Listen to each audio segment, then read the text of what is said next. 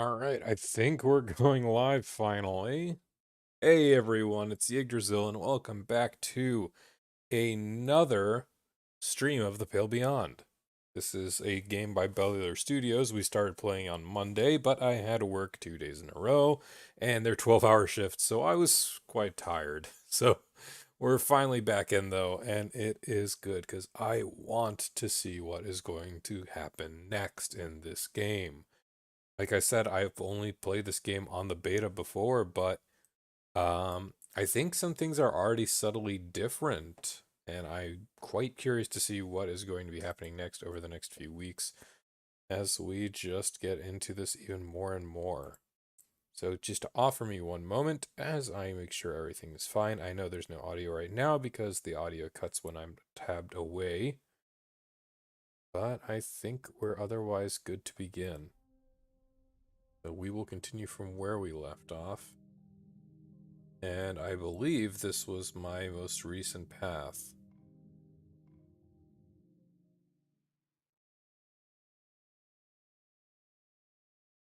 So this will be about the same size stream as it was last time. Give or take about 2.5, 3 hours. Let's just see what it brings us, shall we? And of course, if there's any microphone or audio issues, please do not hesitate. Let me know. Okay, so I think if I remember correctly, what I started off last time, I immediately killed off the two people because it doesn't save. Unfortunately, it went straight through. Um, it went at pretty much whenever you save, it goes to your last point. So everything you do in the week is lost. Okay, so we have two sick. Boss and Mr. Grips.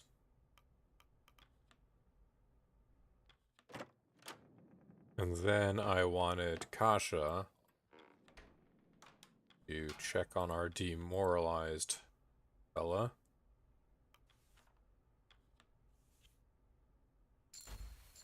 There we go. We actually get decorum for that, that's nice. Because it is about to get pretty risky going forward.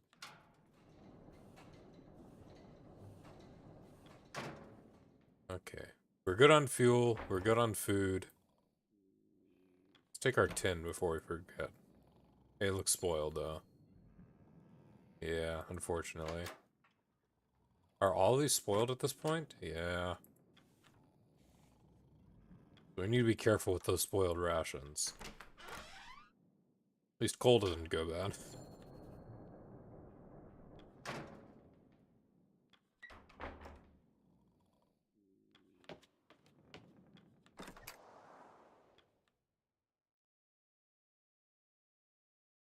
We discovered some bits north, but I don't think we can all do too much here. So let's just go back and let's start the day.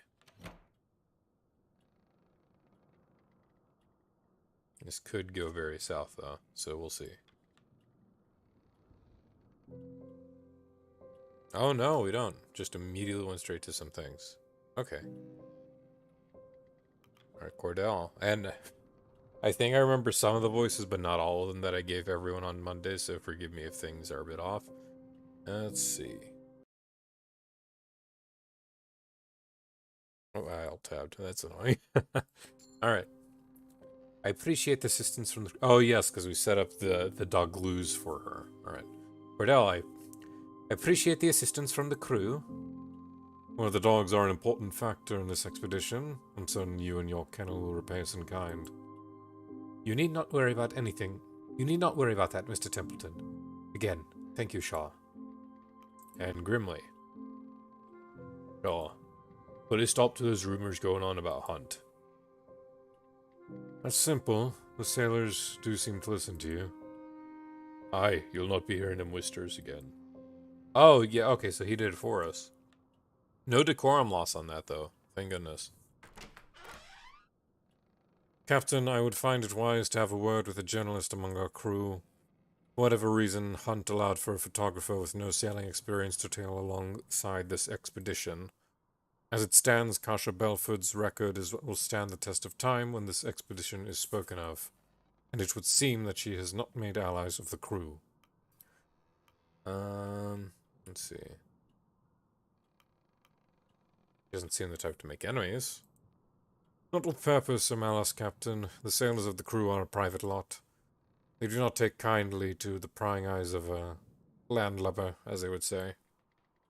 Remember, Captain, she controls the story. She controls your story. Must have a word. Remember, Shah, reputation can be fragile. You do not need an unflattering image at a time like this. Say, I'd rather not freeze first, sir.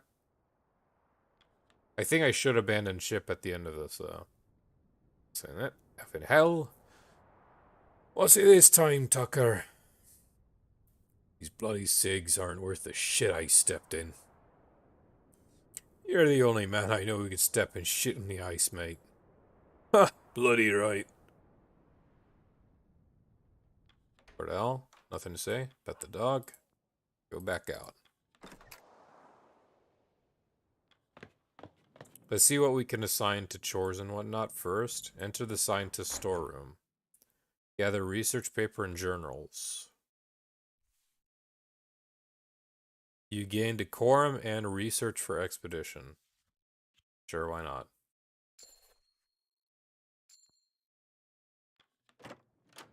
The other two are occupied, can't do anything about that. Down will be for food. We can afford to put one spoiled tin because we'll have at least 2 medic slots available. Crate of spoiled tins versus crate of tin food. Oh, this is just better for the hoosh. I'll save this one for now. The tin food can go in here.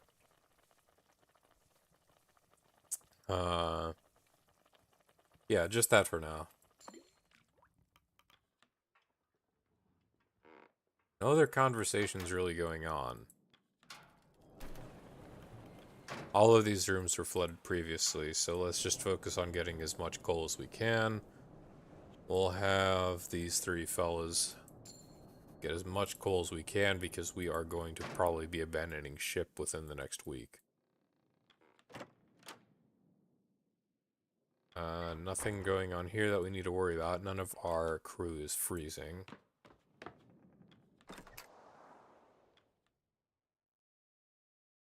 Because I believe in our journal it said we can't hold out longer than a week, so I'm quite worried.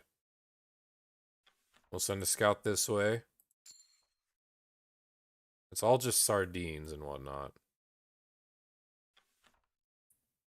Send a scout going east. More research. And one final scout further east. Found seal. How many dogs do we have? We have no dogs. Large game is dangerous. Despite how many people aside, one person will be wounded. We don't even have any dogs for it, though. Oh, it was someone. How are you? No, so this game is called The Pale Beyond, and it is a narrative survival that I played back in its demo, and the game came out. I actually had the opportunity to test for this game, but there's been a lot of changes and whatnot. Actually, a fair few implementations from the build that I played on. So I just wanted to experience the full game for myself, and I decided why not stream it. But so basically, you're the first mate of this ship. The captain has gone missing about very early on. Like, I think there's 39 weeks total in the story of this game, 38, 39 weeks. Very early on, your ship is pretty much just impacted by the ice. Can't go anywhere. Ice formed around it, so you're stuck. And the captain's gone missing. So as first mate, you take up the mantle of captain, and you have to prevent every single crew member from pretty much going at each other's throats, making sure none of them starve, making sure none of them freeze, no scurvy. And it can go a lot of different ways. There's several endings from what I've heard. So right now, because we're stuck and the ship is not going to be holding, if I recall, if I go into my log.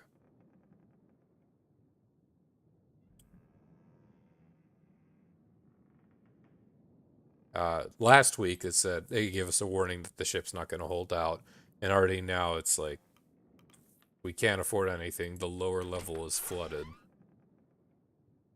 So we're going to see what's going to happen. I'm a little worried because I feel like if I eat and I take too much time, the ship will sink. So let's see what happens. Yep. Dinner's interrupted by a torrent of flooding. The ship's falling apart. We have to evacuate. The crew are alarmed. 2 of them are freezing.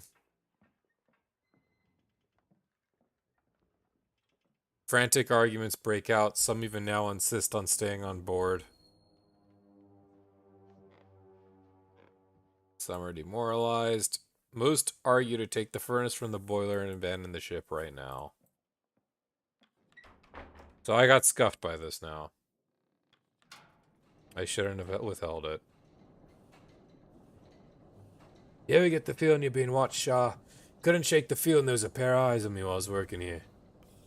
Like, dude, do you not see the water flooding?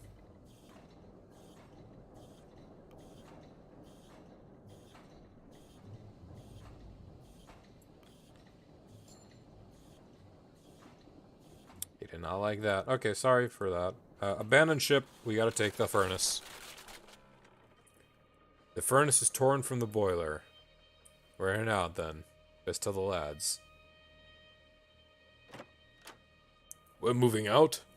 Yes, captain's orders. For now we should focus on setting up a campsite on the ice. Leave the equipment haul in for later? No worries, I'll get him to work. We'll have a camp set up before you know it. You're taking that with you? Aye. Can't go a day without it, can you? Aye, the crew like the music. Fair enough. You better get hauling them lifeboats next. A bit more important than an accordion. Aye, I know. The dog. Calm, Stanberry. We're simply moving to the ice. Yes, yes, all very exciting. The rest of you behave yourselves, you'll be treated to an extra helping of soup. Well, there we have it. The heart of the ship ripped clean from her chest. But she still beats for the crew. How long were you waiting on that one? Well, it was shite. No time for poetry. Captain, get this bloody furnace set up on the ice.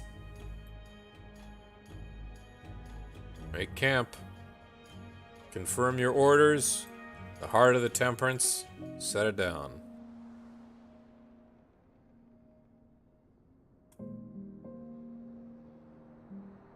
Oh. Ooh, I love that the beats are going with the music.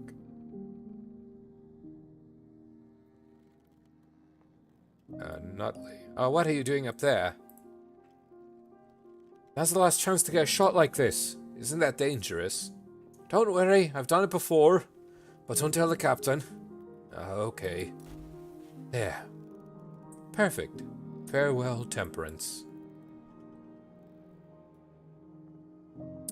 Captain, I hope your new lodgings are to your comfort. If not, I'm afraid you'll have to power through until rescue. We say goodbye to the Temperance, but our work is far from over.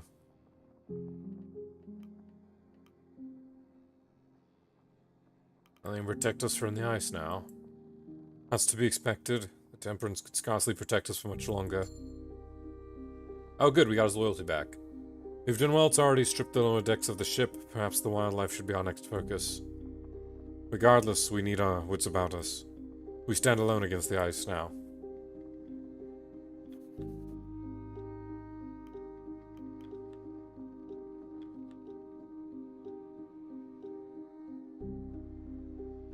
Are there any other requests? No, since we already did them today. Shaw, it has been quite some time since we met. When I first met you at the docks. To be honest, I did not understand Hunt's decision. Are your thoughts different now? It remains to be seen, does it not? I can't say I did not see this turn of events ahead of us. And fair, I don't think anyone saw it. A crew member approaches you during dinner. Captain, you look like you could use some more to eat. Taking the responsibility of captains as admiral as it is unenviable. Please, help yourself to some of my own rations. Frankly, I'm stuffed. Thank you, but there's no need. Oh, well the offer's always there. Got good and good with the cook for that.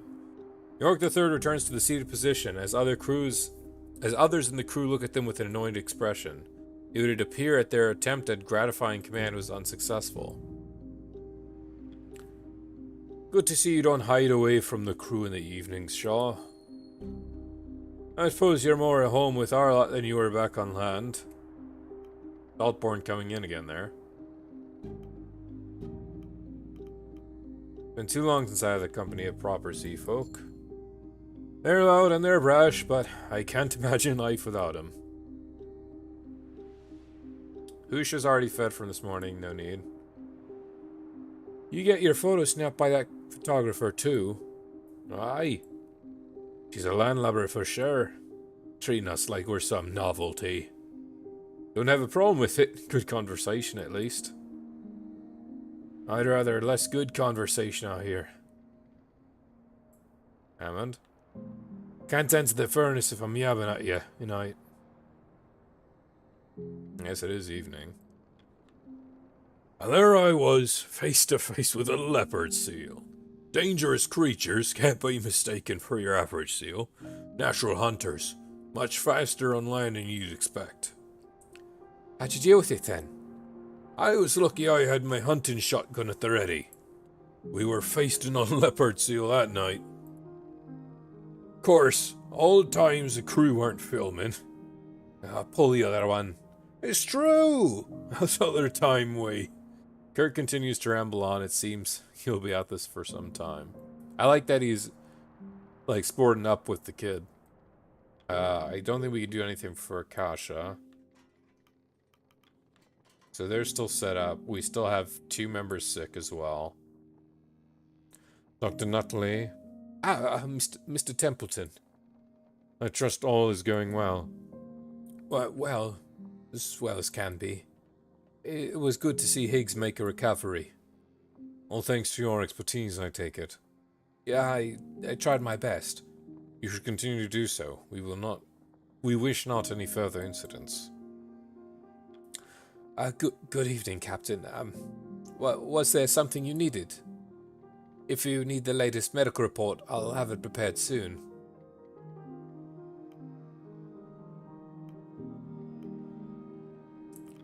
Good to see you aren't losing your focus. Keep it up, Nutley. Thank you, Captain. I'll try. So I have a few people we're not fully in focus with. Or at least in, so we do have some loyalty, good. We have a lot to go for Miss Cordell. We need a lot for Hammond. Stoke needs the most, though. But we're getting around.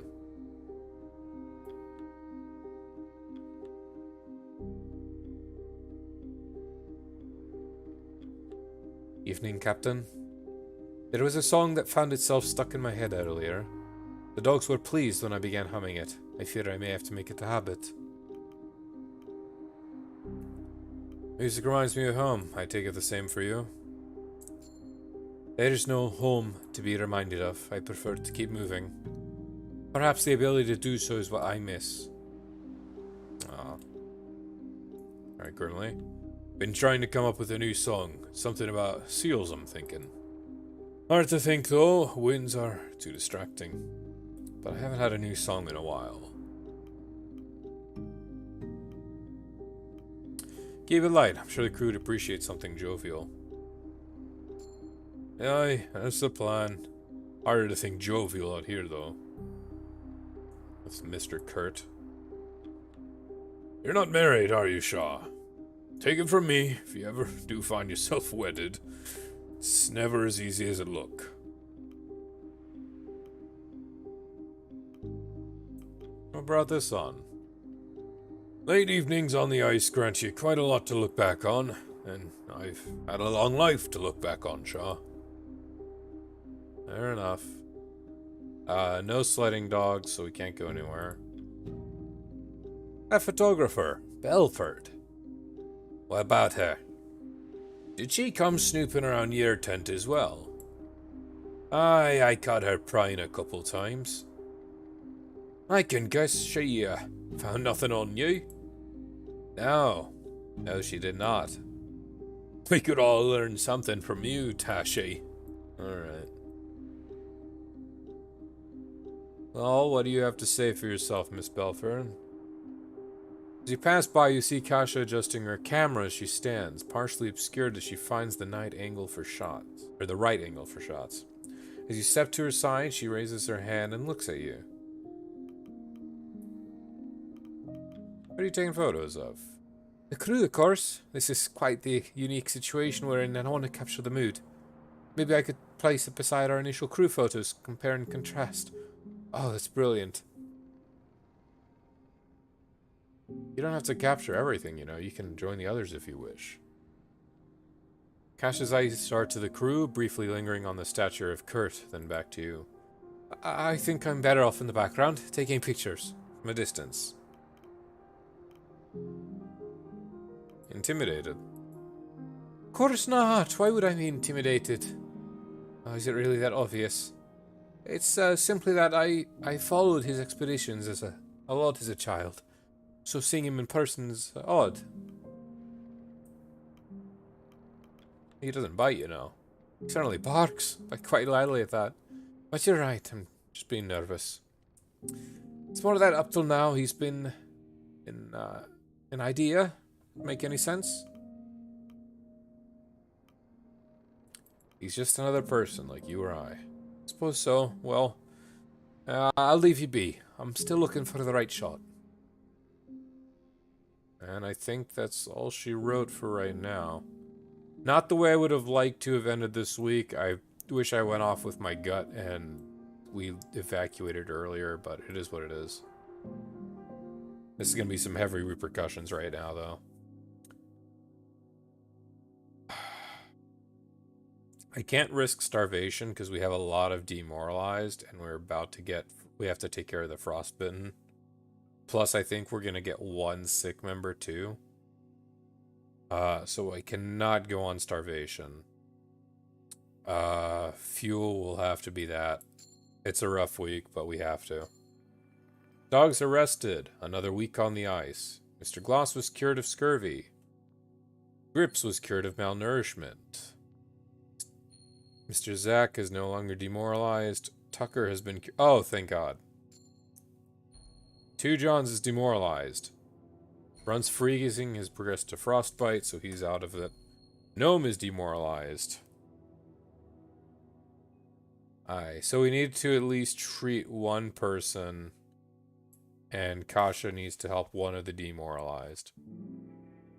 So this is a rough start to week 8.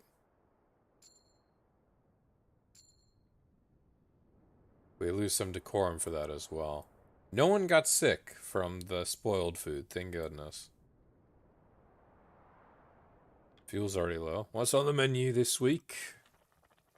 More spoiled food. Of course.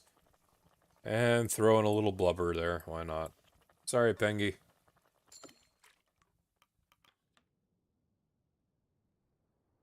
Alright, and the tent. I'll save the tent in case anyone else gets frostbitten. We do have someone demoralized, though. Let's see.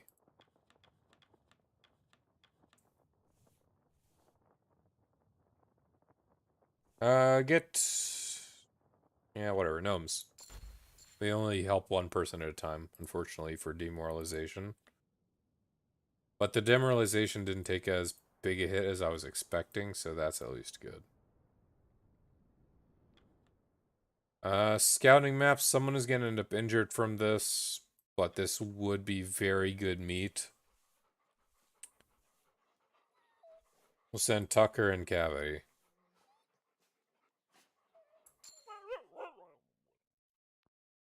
Tucker and Cavity are marked to hunt this week. Go north. We will have one crew. They come across Penguin. Small game, not bad. We'll send Tashi and Lefty, and this leaves us 2 sailors for now. Actually, no. Let's keep 3 sailors. Lefty, you can go back. We'll send Yorick.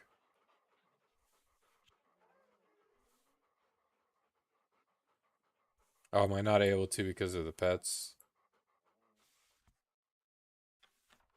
I only have 4 dogs. I can't. That's a bit annoying.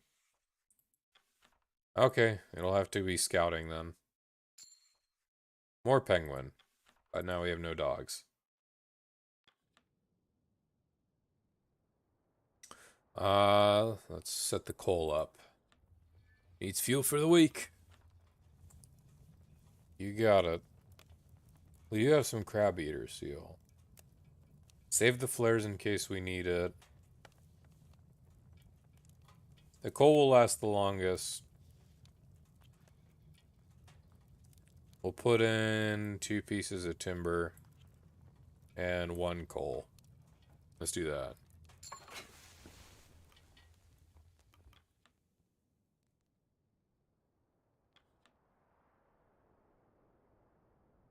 Ah, doctor! How are you holding? Still finding yourself with bouts of sickness? No, that's not a problem. Only seasickness. Now that we're no longer at sea, my stomach is settled. For the most part. If you ever feel the queasiness set in once more, I learned an old trick in my travels. Simply close your eyes and count backwards from 10. Worked me a treat in my youth. Right. I'll try that. The imposing one and not so sure one. Alright.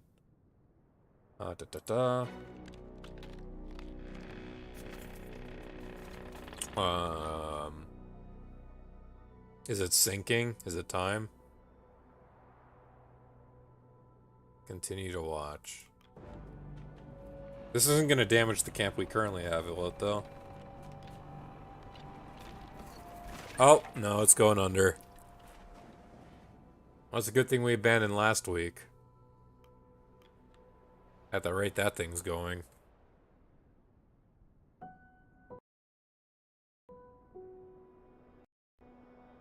She's gone. Heads hang low amongst the crew. Oh no. Oh no. That's a lot of depression.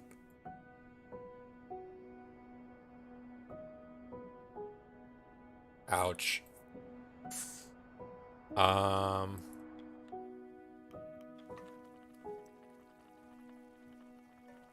The beer only cures 1 demoralization.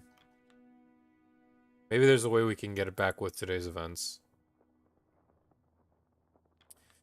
Alright, Templeton, what do you got for me? Pasha and Junior. And Hammond. Captain, take a look at this. Before the ship sank, I was checking the cabins of, well, the missing crew.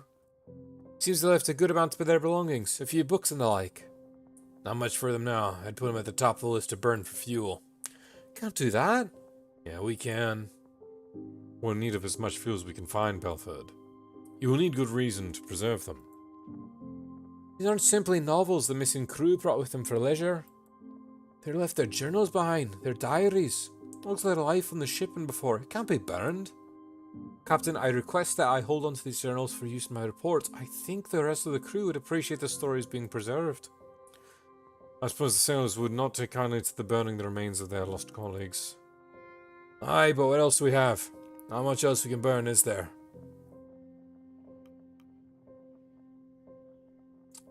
Won't be necessary. Cash, keep the books for your report.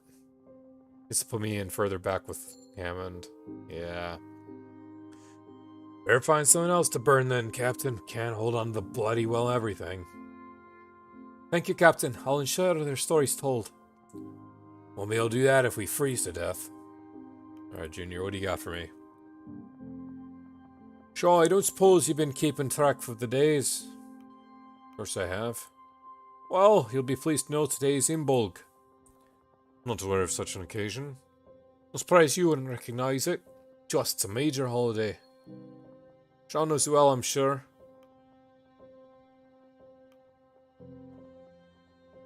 One of the most important days of the year, Templeton. I know all about it. I don't. Don't expect to ask the day off. No, Imbolg often comes with a traditional feast. Well, might be good to hold one for the sailor's sake.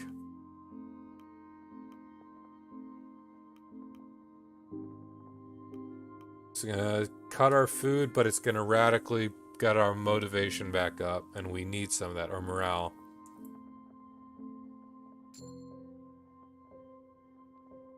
Aye, see to it. Sure, they'll make the best Imbolg feast they can. Yeah, more. Sure, I was investigating the tin foods we picked up from the Temperance. Should have expected this, but the tins were spoiled in the flooding. Is it still edible? Are you serious? We can't afford to be too selective. It may not be pleasant, but if it can be eaten without poisoning the crew, it may still serve as rations. Hard to tell for certain there. Well, starting to taste like death, but may be edible. The may in that sentence is not so comforting. Food is food, but I'm not sure it's worth the risk. What do you think? Surely they can't be too bad. We need all the food we can get. Ow. I suppose can't afford to be picky, can we? Crew are gonna gripe about the taste, and the pot if you think it's worth. I've already been doing that, don't tell him that though. We do need to add some demoralization back up though. Got experience with cameras? No, this can't be too complicated. Why? You gonna break yours? No, I was wondering that if something did happen, we would at least have some parts to fix it with. Aye, I should. Question is if it's good to waste parts on a bleeding camera. Spare parts? You're hardly going to be wasting them. What more could spare scrap be used for? Ye have no idea. Alright. That will be this week. Okay.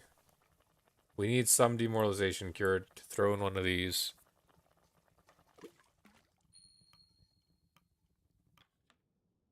Healed and demoralized, but you're still frostbitten.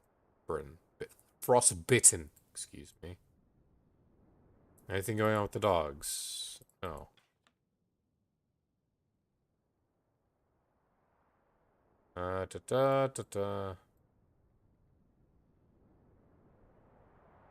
Nothing else save to have the meal. The crew have their meal. They return to their posts, but despite the time, it's still bright light outside. To Imbolg! To Imbolg! To Imbolg! Aye, to Imbolg. Didn't expect a proper feast on the ice. How'd you talk Shaw into this? Wasn't hard at all. Good to hear. Alright, lads, it'll be a while before we eat like this again. Soak it in. You can call it a night. See you for breakfast. One of Templeton's team tried talking to me while I was working. They were going on about their spouse or something. Ended up telling him to F off. Think they got the message.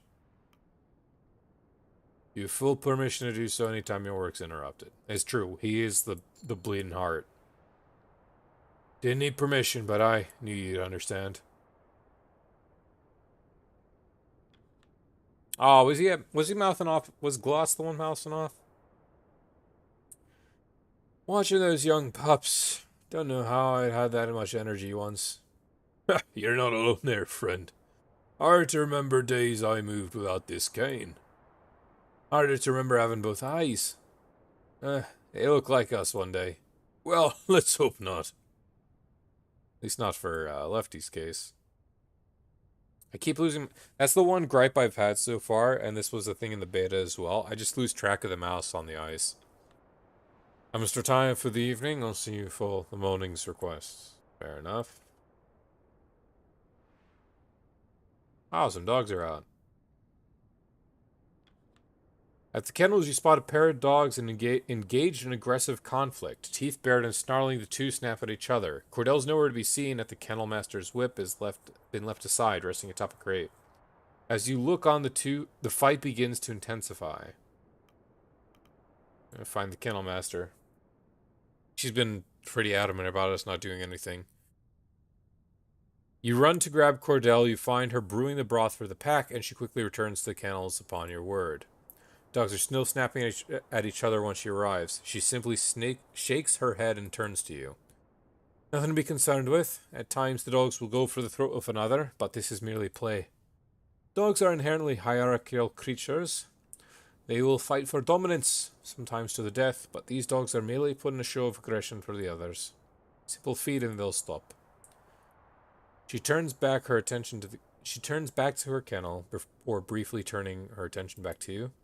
Regardless, thank you for informing me. Okay, good.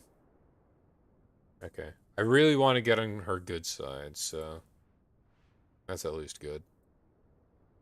Grimly. Stares at you before nodding to sleep in bag. Nothing there. Kurt. I'm flattered, but I ought to be getting some rest, Shaw. Okay. This is a quick week overall, then. Oh, wait. No, we do need more food in the hoosh. So it's going to take up 50. Put some seal. Okay. That at least told us we have the demoralization going through. That's fine. Captain, on evaluating like this, my good friend Caroline and I would often play chess by the fireside. Makes me wish I brought a board with me. Would have made for some light entertainment. Yeah, I would have liked a game too. I actually like playing chess, but rarely have the opportunity with how long that game sort of runs compared to other ones, and always, having a partner that can play with you. I need to teach my fiance how to play, to be honest. I have 3 chessboards myself. Indeed. Well, we can't turn back time, can we? We'll just have to make do with what we have. Perhaps Mr. Templeton brought something along. He seems the jigsaw puzzle sort. That's funny. I need to finish developing these. Thanks for stopping by, though. Captain, is there anything you miss from home? I don't mean anything important. I'm sure there are people you miss. I mean small comforts. People, mostly. Not exactly a small comfort, but I understand. It's difficult not to think about my family. Personally, I miss tea. I would drink a cup every morning and right before sleep. I didn't think I'd miss a simple habit so much. For me, that's coffee, but I used to have tea every morning and every night, so I know the feeling. Okay, so nothing else is really going on this week, so we can safely get our sick taken care of. We had 1 frostbitten, several demoralized, but we can't do anything about it, so maybe that feast at the end of the week will help.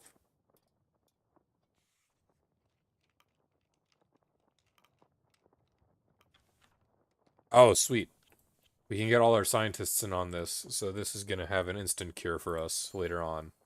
I was really hoping we would have time for this, and thank goodness we do. If you give me these, I can get the crew back on their feet. Anything else I can do? Nope, all good. I think we're good for another week on the ice.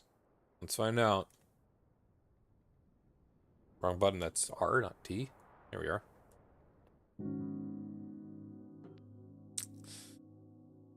We can afford the malnourishment this time, though. We can. Just need to keep an eye. Fuel can stay just fine as it is. Someone is going to get injured, and someone is going to get malnourished, and we have 3 people that we could take care of. I'm playing rather cruelly, if I'm being quite honest. 3 elephant seals, the dog's arrested. We have 1 freezing, 1 wounded. Brunt was cured at least. Good. Gnome's raised from speaking to Kasha, but Tashi's now demoralized. Two Johns is no longer demoralized. Lefty. Come on, we just had Imbolg. Imbolg, come on. Grips has become malnourished. So 2 people that can go and be healed at the end of it, though. Lost 5 decorum. Game saved. Week 9.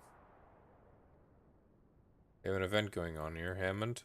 Let's listen to this first. Well, seems the crew are adapting nicely.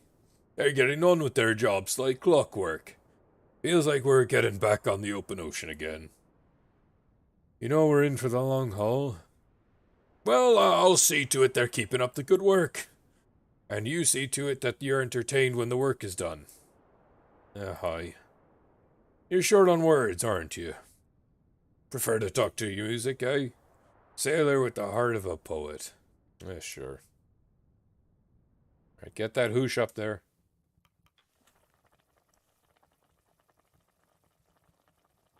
Elephant seal, good for hoosh. And you can also throw it in the furnace, but I don't feel like wasting food. We do need a little bit more, though, so the seal will pop up there.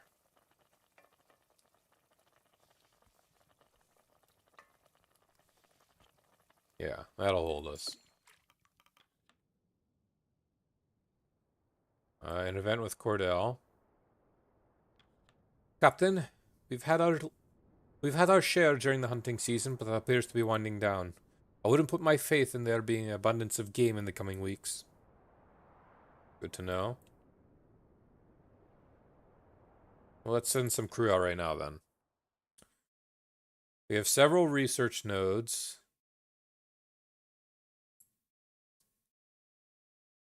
Send one out southeast. Comes across Seal. These are also excellent, though. At least one person will become injured, and one person may become frostbitten, though, so we need to keep an eye out. I don't want to send the one-armed man shooting. No, I don't want to do that. Tashi, 2 Johns. Oh, only 2 people can go. Alright. Tashi and 2 Johns will go out firing. And we'll do one more exploration. Yeah, just go south. Finish up our dogs. That's all we can do for now. What's Hammond got to say? You see, Hammond, hard at work on the boiler. Shit. Your problem. No, force of habit. Don't need me asleep at the post. You need something, Captain. No, just checking in. You don't need to. Any problems and you'll know. I know what I'm doing, Shaw, if that's what you're wondering. You don't need anything. Getting back to work. There was an opportunity there and I missed it. Rip. You keep standing there, give us something to burn. We'll give you something to burn, don't you worry. Throw you in. Oh, because he's upset with me, so his quote's different a little bit. I think that's what happened. One more tin. And I don't want to throw the rations, though. One more tin, one more timber.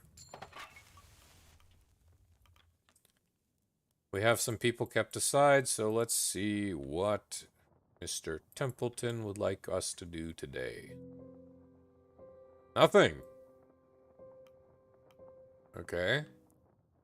No requests this week among the crew of the Temperance.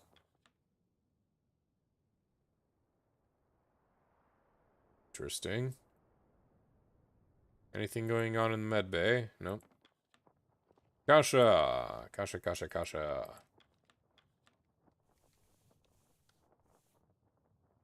You're deployed already. You're deployed already. Oh, wait. Because I... Oh, no. He's invalid because he's wounded. Okay. I was worried I might have screwed up there. Kasha can speak with Lefty. Let's go in for the meal.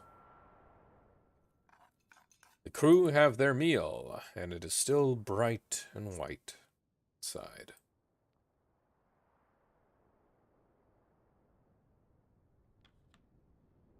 Greeting, Mr. Templeton.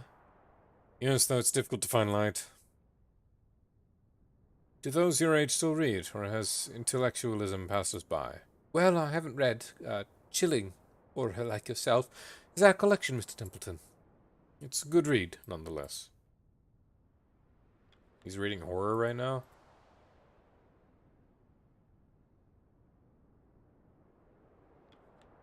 Gonna call it a night, see you for breakfast. Alright, sounds good. Worked with a lot of captains in my time. Half of them don't know their arse from their elbows. You're different from them.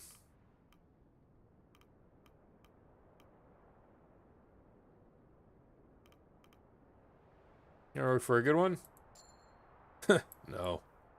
You wanna change that, you're more than welcome. Okay, so he does like some humor, I guess. What's that? One of the doctor's books. This one could ye read? It's got pictures, da. You're interested in medicine, are you? A little. Better work than this, anyway. Can't tend to the furnace if I'm having it. Yeah, good night. Good night, Hammond. Come, Josephine, in my flying machine. Apologies. The tune's not left my head in weeks. At the very least, I found a manner to calm the pack.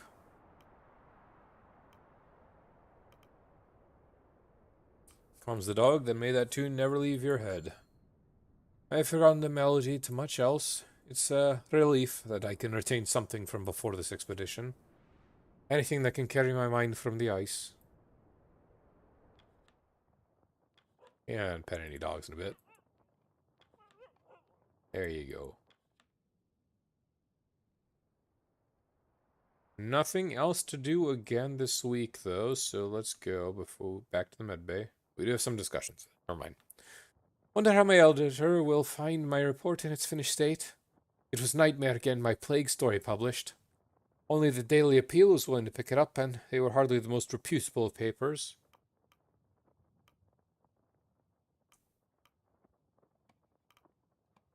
You did wonders for the reputation, I understand. Yes, and they're more than willing to coast off mine. Not that I mind. People buy the Daily Appeal just for my reports. I prefer that to being drowned out by the other voices. Okay. Evening. I found some old tickets in my luggage to a play I planned to see before we departed. Unfortunately, I was delayed due to several accidents. People were beginning to say the production was cursed. I never believed in curses, but after this expedition, well...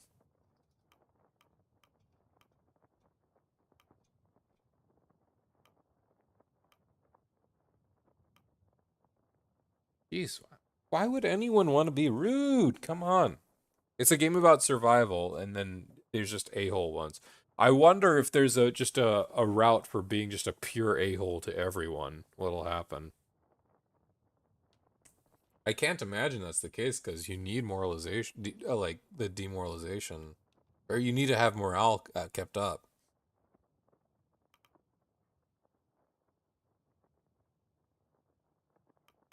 You're a man of science. Don't give in a baseless superstition. Ah! Okay, never mind. Oof.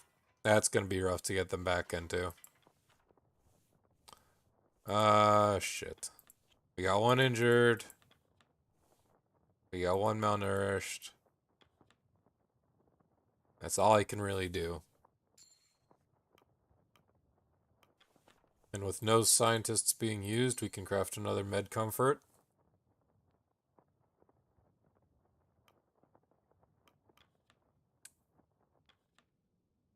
That's all I could really do for right now. No, that's the same one. Food will be rough after this week.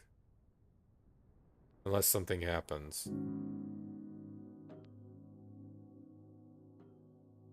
One crew member malnourished. Fine by me. Tashi and Two Johns have 3 elephant seals. The dogs are rested. Two Johns is freezing from the sled hunt. Two Johns is also wounded. Oh, that actually works that it's one person with both illnesses. Tucker was cured of freezing and their wounds. Grips was cured of malnourishment. Like, that feels bad to say, you know? It feels bad to say. It's like, oh, thank goodness it only happened to one person. Tashi's no longer demoralized. Two Johns is malnourished. Okay, a fair spread. Week 10, 7 weeks among the temperance cap. So we've been stranded for 7 weeks now. And there seems to be an event going on. Oh no, that's just the hut. The ice is also beginning to crack around here. I hope we don't need to travel soon.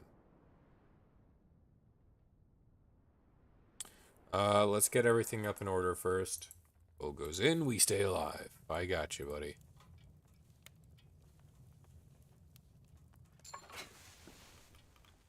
Just enough to coast us by.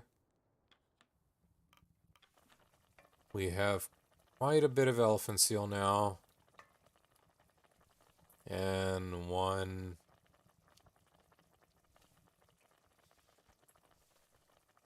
spoiled ration. Oof, instant malnourish. I mean, I guess better now than before anything happened. No one's out and about, though. Let's do all the assignments first, I suppose. There's some things going on.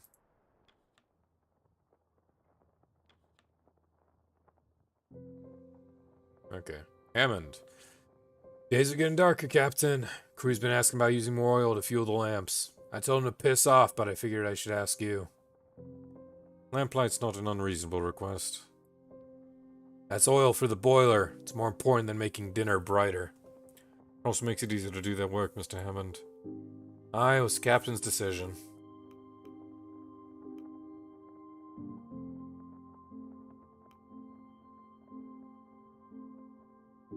That's a reasonable request. Gained decorum, but we lost a little loyalty. We better be able to spare it, Captain. Captain Templeton, I won't keep you both too long. Oh, Captain Templeton. Captain Templeton, I won't keep both you too long. I am jumbling on my words now. And after dinner, we should have a discussion about the future direction of the crew. Suppose we should consider moving Clamp closer to the direction of rescue? Indeed. As for when that should be, we'll talk later. Very well. Okay, so we are going to have to move to a different camp. Right, Templeton. Templeton, every time I see this sprite art, I get that he's old, but it's like, this just reminds me of a droid from Star Wars. That's all I can think about when I see his face. Okay, we do need to throw a little more back in the boiler, or in the furnace, because we used some up.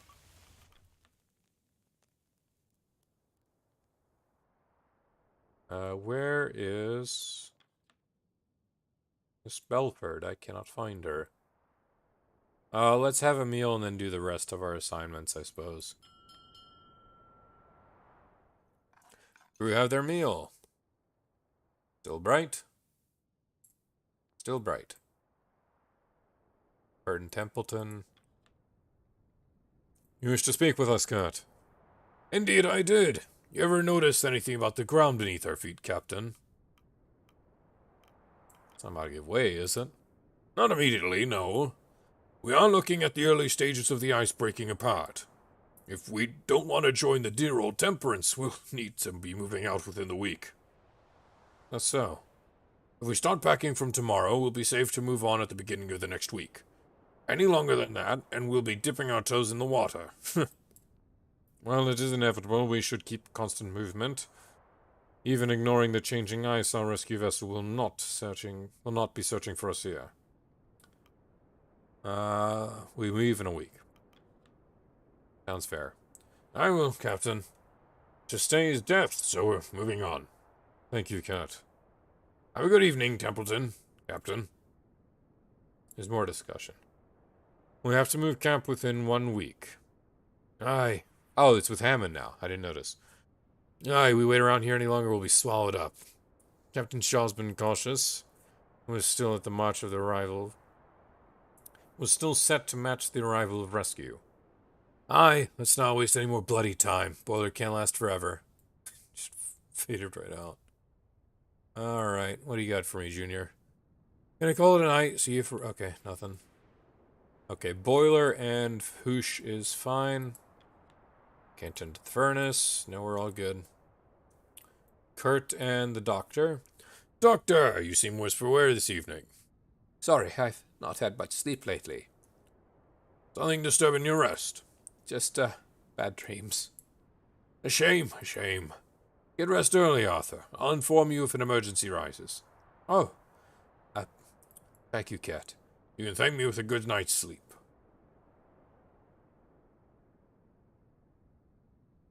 Alright, Grimley. Stares before going to his bed. Nothing going on. Kurt. Just bed. Kasha. Oh, not Kasha. Miss Cordell. Nothing. Okay, so there's nothing going on, so let's set out the sleigh at least.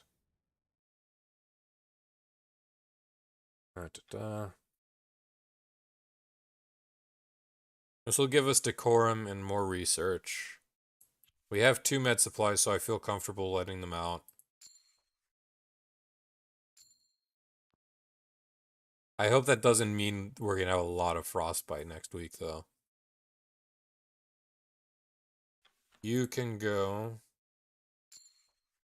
Nothing, just more penguin. Okay. We have 2 sick, so we can't do much for there. Yeah, let's all go hunting. Why not? We need as much as we can.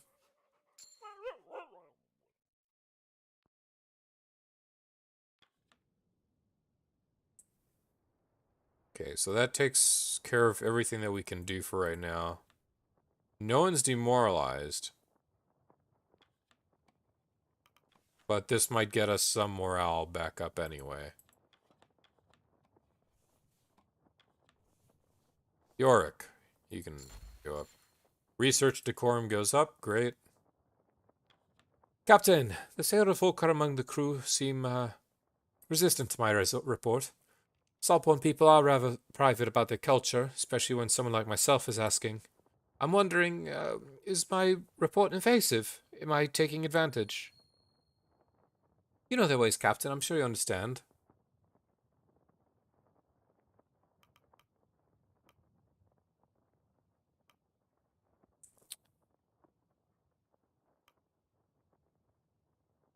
You're telling an objective story, nothing more. If sailors take issue, they'll speak up. Part of me hopes they will, then I'd know where I stand with them. As it stands, it's hard to tell what they think. Fair enough. Nutley, what do you got to say? Evening. I've been thinking all day about my mother, my father, my sister. It's never quite stuck me, but there's a chance I'm not going to see them, isn't there? Sorry, I shouldn't be bringing up such things.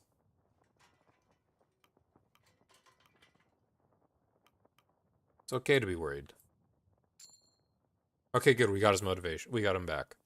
Motivation. Right. I understand. Thank you, Captain. And we have 2 sick for you to take care of, sir, this week. No one else sick, I take. Okay. Ooh, we're on thin ice with Templeton. I just saw that. It is minus 28. Oh, wow. Nothing else going on. Where are we standing with everyone? Hammond does not like me right now. Stoke does really not like me. The other Stoke brother, Jr., is really good with. On thin ice with Templeton. All the way with Kasha. Thin ice with Nutley. Close to Cordell. That's good. A lot of loyalty. It's a very thin line. I think we're good. Let's move on to the next week. Alright, hit me. What do we got? We are relatively healthy. We can afford a little more starvation. I feel so bad. Do I want to have the fuel, though, too? We sent a lot of people out on the expedition, but we do have medbay resources. Screw it. Half everything. 3 researches, 4 penguins, dogs arrested. We got 1 freezing, 2 freezing. 2 Johns is cured. Good for 2 Johns. 2 Johns has had everything. I feel bad for that man. Ronstadt was cured. 3 freezing. And a malnourished. Ouch. We can cure the freezing, no problem, but it will take a little more resource. 8 weeks at Temperance Camp. Ice is definitely giving way now. I love the transients. I love that there's something different in each of these 4 weeks, and it just clearly shows with the ice. Where is everyone, though?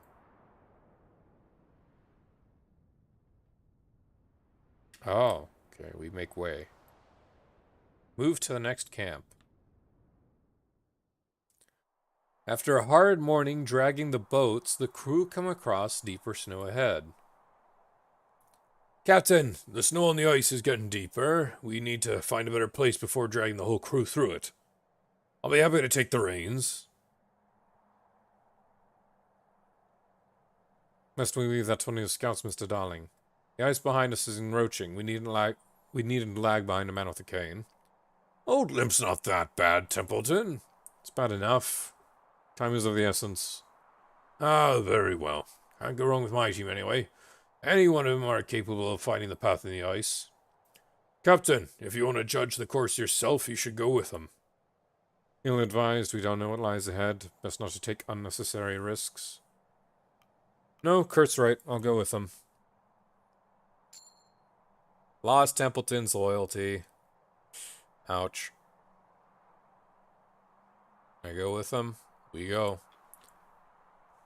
Yorick is freezing, so Quilzy, me and you. Quilzy, you're with me. Let's go. You and Quilzy trudge your way further ahead, keeping an eye out for dips in the snow that could damage the boats. It isn't long before you both hear a sound from ahead, where the ice is thinner. Stop. Okay. The eggshell surface of the floes erupt, revealing a large, slimy creature, mouth agape with the files of razor-sharp teeth, expectant. Leopard seal! And we scare it. You ignite the flare, startling the creature. With a growl, the seal retreats, returning to the water from where it came, sinking into the depths below. Quilzy, meanwhile, is frozen in fear, shivering. It seems the creature came far too close for comfort. I was closer than I'd care to be, Captain. Good thinking with the flare. We need those flares to signal for rescue. Oh, that was Hammond. Let's hope it was worth it. Yes, and let's hope that creature doesn't return. It is something of a shame. We could have taken that creature out. I think that meat we could have harvested. It would have kept us fit and proper for a few weeks, I'd say. Yes, well, wasn't worth the risk, I'd say. Come now, Captain. That momentary distraction should not impede our progress. Act 1. All of this was Act 1? Wow.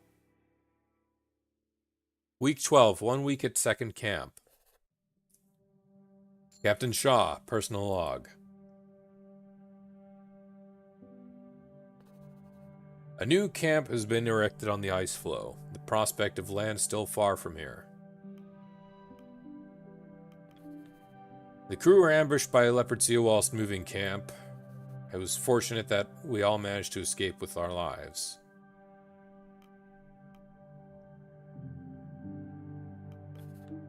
The crew must not lose sight of the great fortune bestowed upon them. Sailors are a superstitious lot, likely to find great meaning in their lucky escape, but this should not allow them to become complacent. The Temperance went under, finally consumed by the ice. The old vessel became a home for the crew. Even when trapped in the ice, it served as a constant presence, a monument of the world we traveled from, a world where it was left behind. To see it go weighed heavily upon the crew. Tracks were found in the snow, a frozen coat. Proof that if nothing else, Hunt and his group were able to survive beyond the boiler incident aboard the Temperance.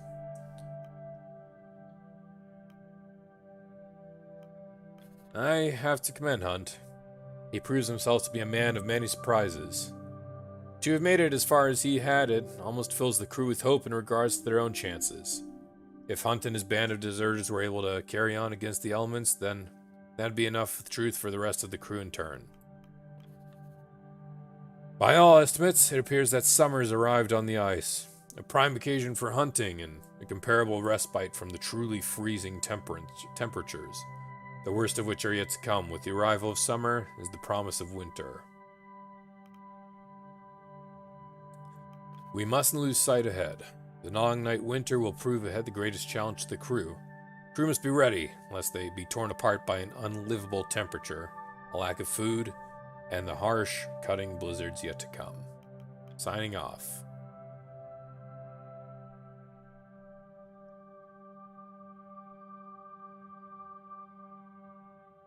Mrs. Glossley.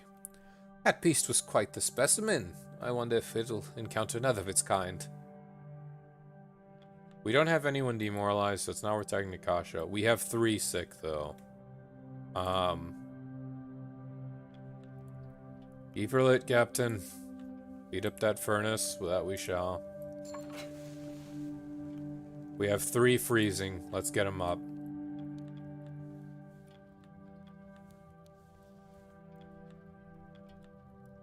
Oh, we need engineers.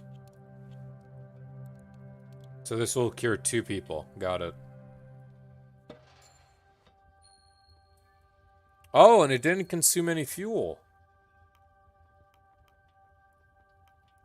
That's actually really good.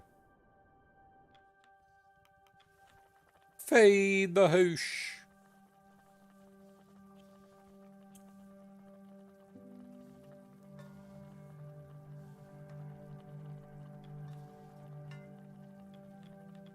A little bit of a freeze right there.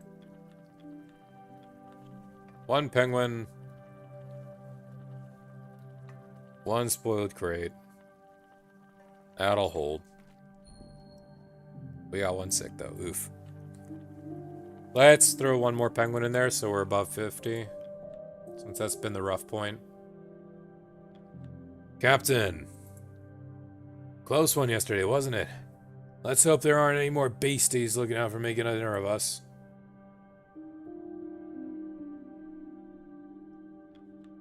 The dogs have been on edge since a creature attacked. They prefer to be the hunters on the ice. Let's hope we never see a repeat of that situation. Fair enough. So big. Yeah, there's another one out there.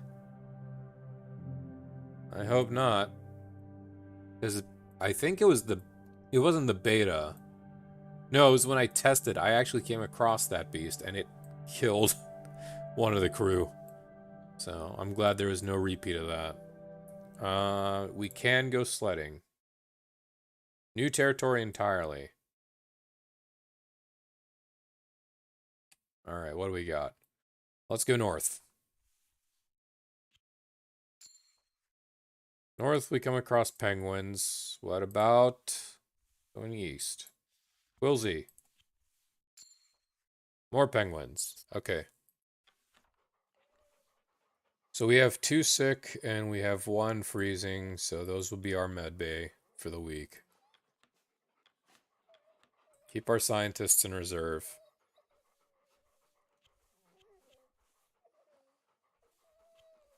Get as much as we can.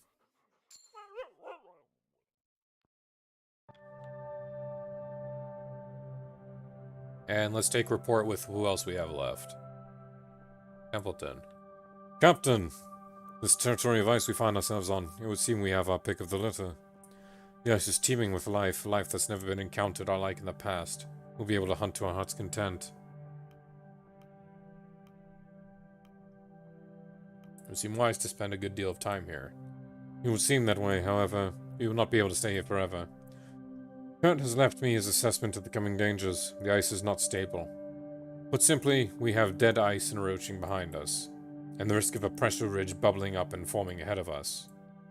We cannot stay for too long, lest we find ourselves trapped here. Still, it is a worry for another time. For now, our main concern is the crew. Shaken from the attack. Of course, of course. But that is not what I mean. Your time as captain of this expedition has surpassed that of Hunt. But that is not the case in the eyes of all. Sailor loyalty runs deep in their veins. Take the Stoke brothers, for instance. They voted against you. They still speak of Hunt as the captain and refuse that moniker upon you. Every song that Elder plays on his accordion, their traditional songs of seafolk. His loyalty to Hunt is clear as day. I would be careful around those two. And that is all that needs.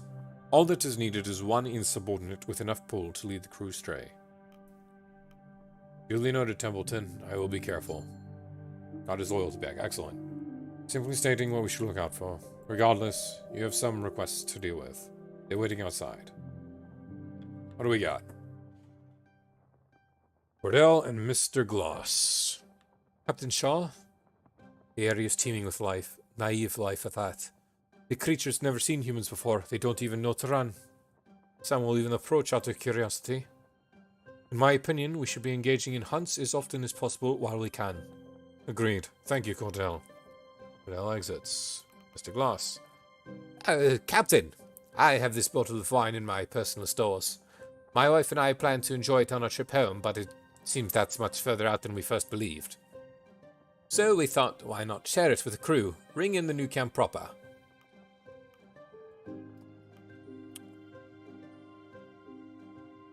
Better idea, we should spread out the rations. I'd hope for more of a celebration, though I do suppose that it is best we show some restraint. Very well, I'll leave the bottle with our cook. Plus 20 food. Excellent.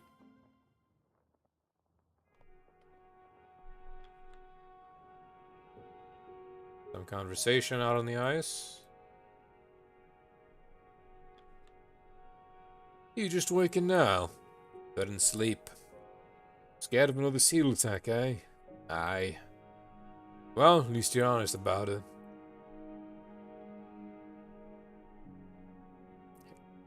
I would have thought that that one scout we went with would have been more shaken up than the others. Alright, mealtime. Let's go. The crew have their meal. Oh, I love Templeton and the dog. That's a cute one. Dinner shared, stories are traded. A lot going on. Lost in thought. Our encounters with the wildlife left me rather perturbed. We can only be thankful that none were harmed. Oh, indeed, I got the voices mixed up. As is my wont. Captain, you needn't call me here so frequently. You receive your updates each day. You should focus on the crew or your own rest. And yet you don't decline my invitation. True, this is hardly a direct order, is it? I'm afraid you have me there. Very well then, what do you wish to discuss? Going to bed? Alright. Sure. I heard the photographer called my songs poetry earlier. Never thought about being a poet. Can't even write.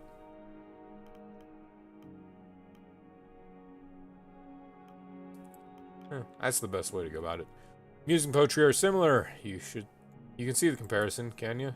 I suppose so. Still don't like it. Alright, I guess that was the neutral response. Miss Cordell. You ever watch theatre, Captain? It's a luxury I've not indulged in quite some time. A good 10 years, at least. Seen a few in my time, yes. That is good to know. Perhaps we could trade experiences sometime.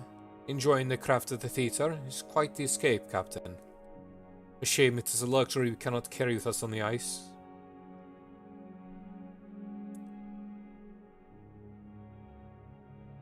What do we got here? That was definitely Joe's coat we found, wasn't it? You think they're still out there? Won't be surprised. Hunt stuff for an old man. We don't even know how long the jacket was there. Don't get your hopes up. Captain, tell him not to get carried away.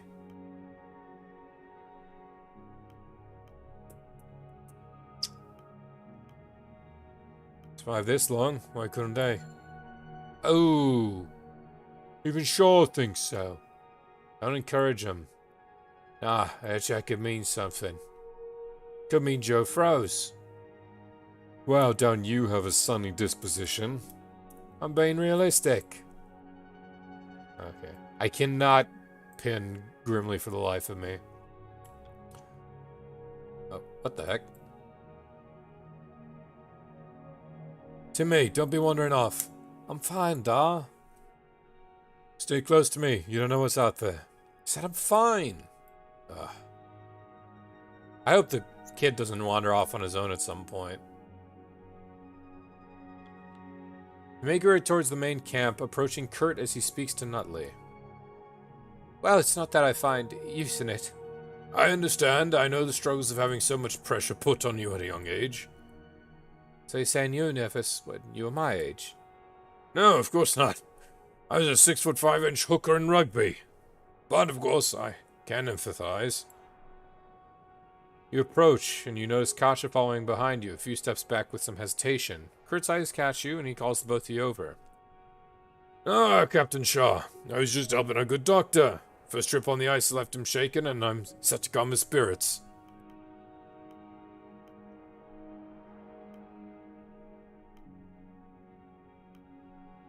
Kurt, you haven't spoke to Kasha before. She's quite the fan. Ah, we lose some with Kasha. Well, she's fine. We were more than off. There's no need to say that, Captain. Oh, is that so? Kurt smiles as he puffs out his chest with confidence, happy to hear a fan aboard the crew. Well, fan sounds childish. I'm simply followed your career for a long time. Oh, no need to be modest. I've encountered many a fan in my time. I must explain your habit of snapping photos of myself from a distance. She shakes her head. That's not it. Your stature simply makes for more impactful images. It's the same with Nutley and his constant look of abject terror. That makes for good photos. They look amazing. It's great work. Keep it up. Thank you. Let's not sell our good doctor short. I'm sure with time he'll feature in many images with stature rivaling my own. Nutley stares at the floor. I probably don't have it in me, not compared to the rest of the crew. The rest? Yes, I look at someone like Hammond rescuing the boiler, how Kasha covered the plagues in the streets, and you with your famous expeditions. What do I have? Kasha steps forward in the conversation. Is that a jape? You're a doctor! You perform surgery. That's brave enough as it is. Oh, thank you. You're a trained surgeon. None of the rest of us can say that. It's true, you're a valuable part of the crew. +5 to everyone. I am, right. I am. Thank you, Captain Shaw.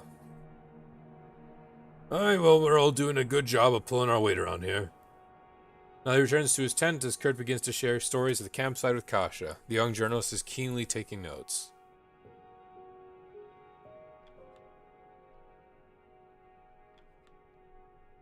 Evening, Shaw. We've been here for quite a while, haven't we? Longest I've been on the ice, no doubt. What was your previous record? Nowhere close, not even a month. You stay this long and make it out. Apologies, didn't mean to make a dark cloud.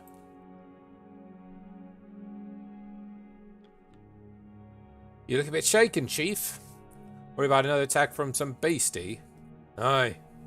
Worried about one of them getting to the boiler anyway. If it's wrecked, we're done for. Think we should have a night watch then? I'll handle it. Of course you will. Okay, well, we're all set there. We're all set off with food. I don't think we have any other discussions. I think we're good. So what I'm going to do then... Oh, what's going on here? Captain, something worrying's occurred to me. If enough time's passed that back line will know something went wrong.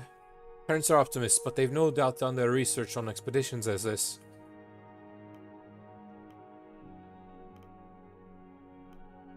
Statistics aren't a guarantee, Kasha. Maintain that optimism. Oh, of course, but they're much less easily comforted. Let's get an interview, get a little decorum out of the way, even though we don't have much.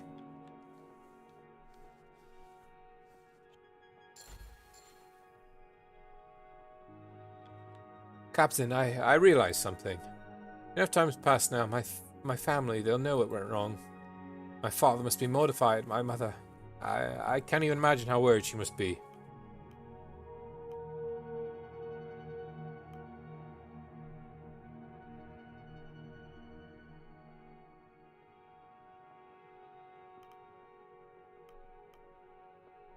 It's reasonable to be homesick, but try and stay strong.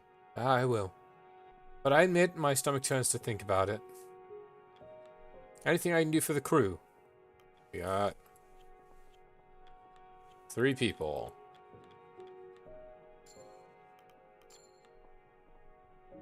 I used the wrong button. Ah. I'm using the wrong button. I can only make 2 at a time or something? Oh, that was shit. Burnt 2, got 1 back. Rip. Unbelievable.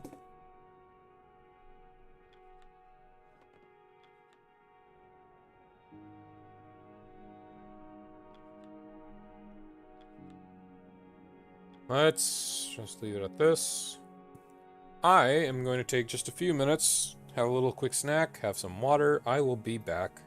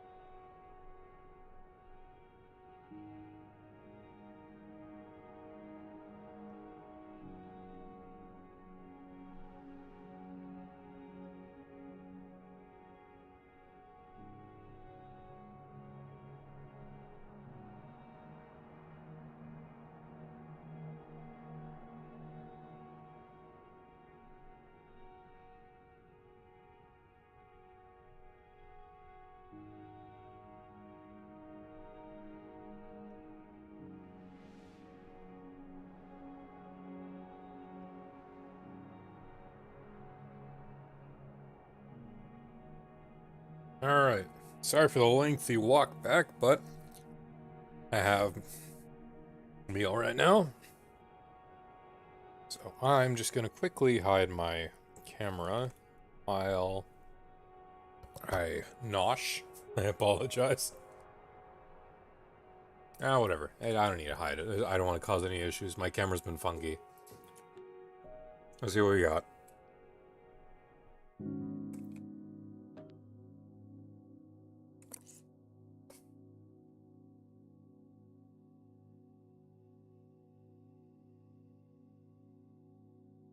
We're finishing this week on a clean slate.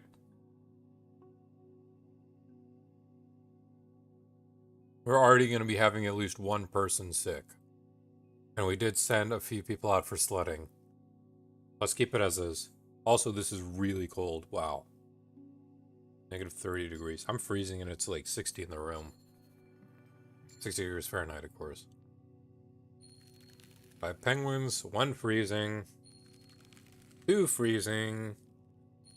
3 freezing.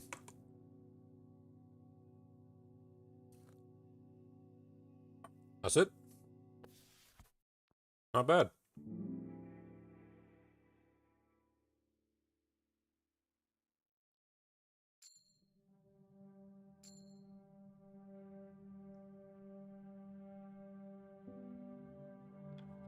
Approach Hammond at the boiler. Morning. Starting to miss that ship. Got spare times on my hand now. First time for anything.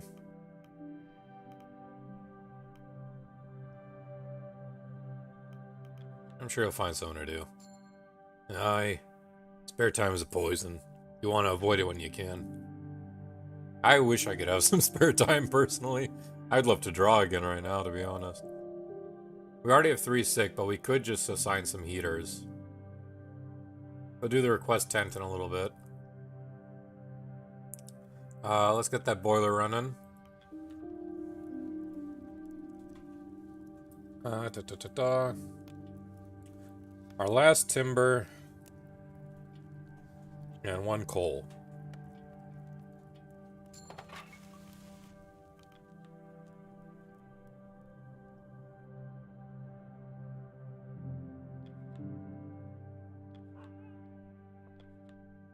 Miss Cordell's not here. Let's get that hoosh going. Got 1 elephant seal.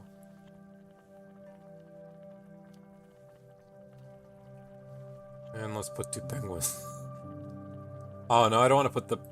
Oh, wait, no, this is the hoosh. What am I saying? I do want to put them in there. Okay. Bye-bye, Pengy. Let's take requests and then we'll set up everything with the others. I'm not accusing you of anything. Why you keep launching questions at me? Told you on the ship engineering was impeccable. Then why did we sink, Hammond? Why am I sentenced to the ice? More important things to get on with, Templeton. Actually, you know what happened to the Temperance? Was it sabotage? They stop and turn to you. Captain, good of you to join us. Templeton was just interrogating me. Not an interrogation. We all have questions here, Mr. Hammond.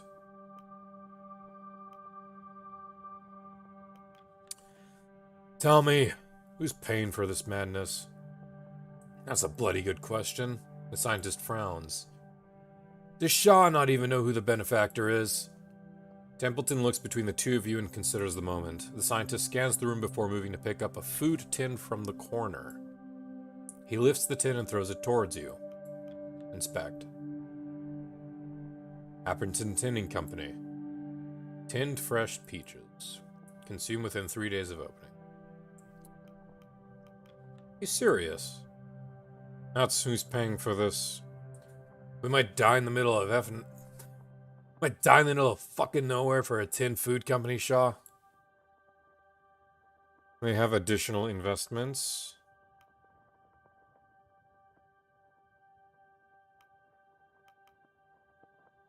I don't want to know about this.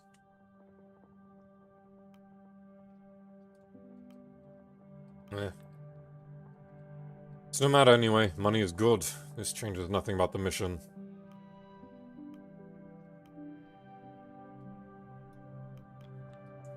Missions are survival, not money. Of course, but I'm certain you would appreciate handsome pay as a reward for survival. The two men observe each other. Are we all in agreement, Captain? Aye, for now. Hammond exits. Let's take those requests. Oh, this is a new one, I think. Alright, Junior, what we got? Sure. They restock on our current food after leaving Temperance Camp. We're burning through our food stores at a fair rate. Luckily, game is in abundance here. Should not be difficult to stockpile further food reserves. For the time being, yes. While winter's approaching fast, and with it, game will start drying up. We need to make the most of our time here if we're going to survive the winter. What is your estimate, Mr. Stoke? Hard to say, but we'll get enough to last us 12 weeks. 12 weeks? That's a bare minimum, assuming the tightest rations possible during winter. Understood. Thank you, Junior. Captain, we have a great opportunity to increase our food stores by a considerable degree. But we must consider the encroaching winter. If we do not have enough to last by winter, survival is just not possible. Alright, Kurt? Ah, Captain. The sunlight won't last forever, you know. No time like the present to play a game of rugby. A game with the crew, that's what you're suggesting. Why not? Keep spirits high, blood pumps. An active crew is a healthy crew. A simple game always did wonders for my expedition. If this could get us out of like the 60 range that we've been in, sure. I don't think we're gonna have too big a week anyway.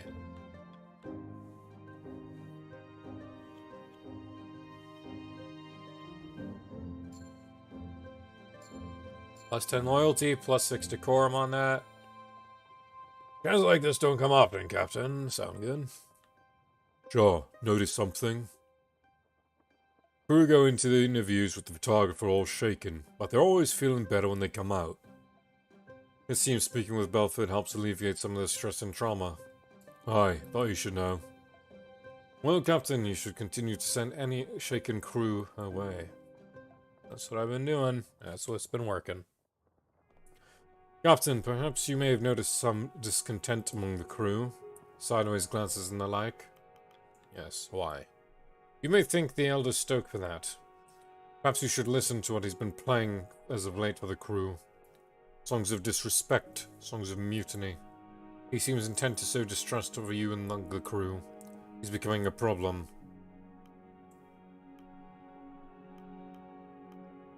Yeah, I should make peace with the man somehow. Feeling you have a difficult time, Captain. Stoke seems to have dug in his heels. You need to find some way to appease him. Either that or remove his accordion from the occasion. Well, that would cause more conflict. Would you rather the tension bubble off, or would you rather cut it off there? The crew will not be happy, but perhaps a forceful show of authority is necessary. I still don't want to do that.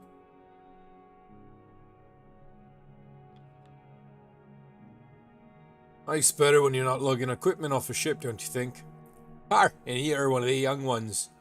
I just throwing me back out every day. Well, some deserving come our way. Well, some well-deserved rests coming our way. You think this ain't gonna work, you nothing coming. We're fine for food and coal. Dogs are all good and... Let's have our meal and set everyone off. I'm gonna have my meal too.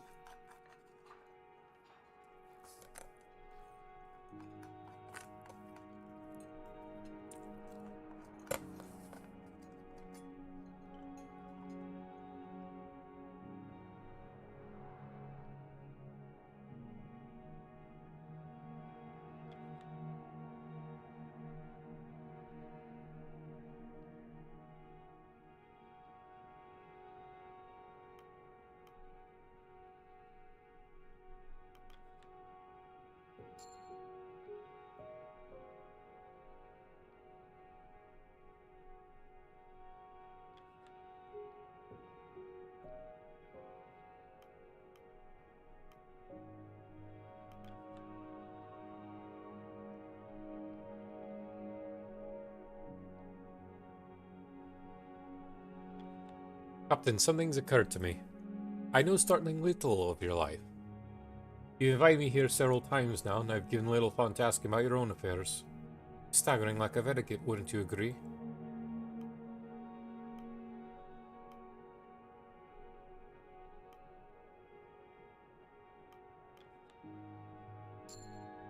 Gained Cordell's loyalty.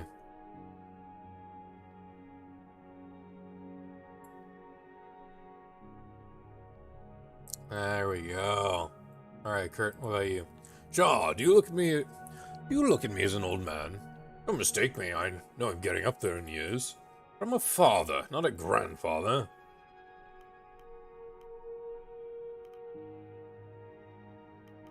Capable, if that's what you're asking. No way, yeah. I suppose it's more pressing than the grey hairs. It's alright, Robin. I don't mind being seen as the old man. Just as long as I'm not a useless old man. Brother, I am 27 and I am graying. Are you kidding me?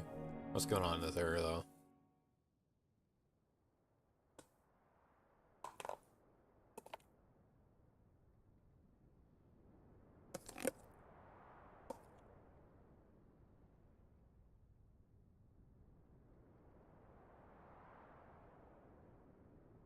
You notice the sailors are seated around the campfire listening with rapt attention as Grimly plays his accordion.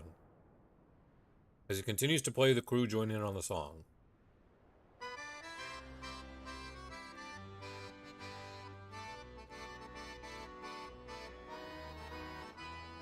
This is a good stereo.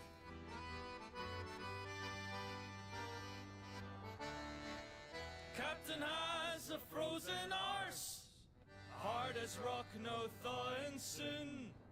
Never tells which way is south, hardly tells their arse from mouth. They never had a notion for taking our command. Send us to the hells for biscuits, we eat out of their hands. We eat out of their hands. Captain Hunt could take a ship further than his fingertip. Captain Shaw can't move a pace. What a waste of hauling space. Everyone's alive, come on. No ship for taking our command. Send us to the hells for biscuits. We eat out of their hands. We eat out of their hands.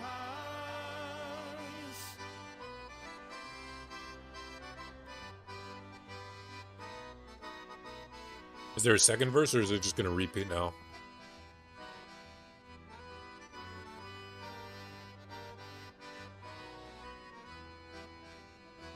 I think that's it.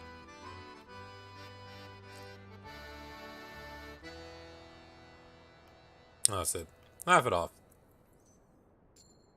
They laugh in turn, decorum. Grimly does nothing. Festivities wind down, all return to their business. Ah, it's good to have music with dinner, is it not? I suppose we should take what's given to us. I intended to bring a phonograph, but it was in space among my equipment. A shame, but I quite enjoy what we have now. I like accordion. Hunt had a musician on his crew when I was a small one. Learned how to make and play the accordion from him. Then they just left. Always wonder what happened to him.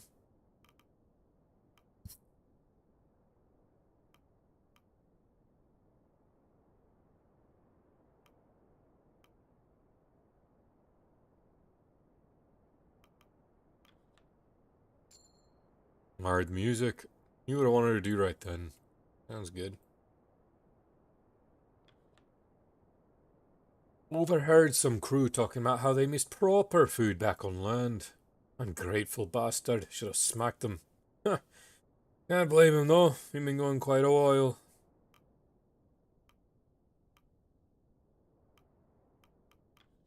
You miss the land, do you? Not at all. No attachment there. Saltborn more so than most. For me, it's the sea I miss. Alright, sorry, Hammond. Shouldn't you be with your father, lad?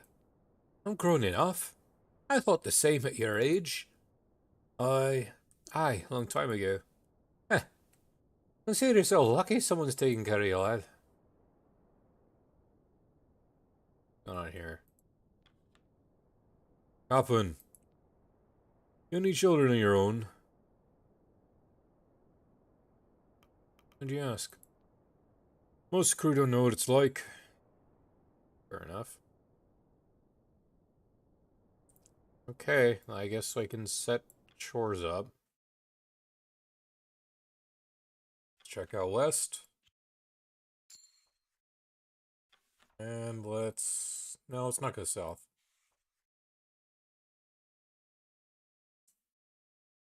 Let's go northeast. Pressure ridge. We have one freezing though, so we can't send all scientists.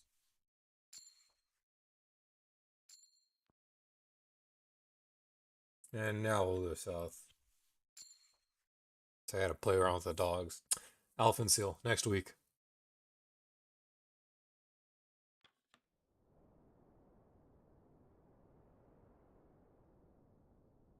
This is gorgeous, to be honest. I love this art so much.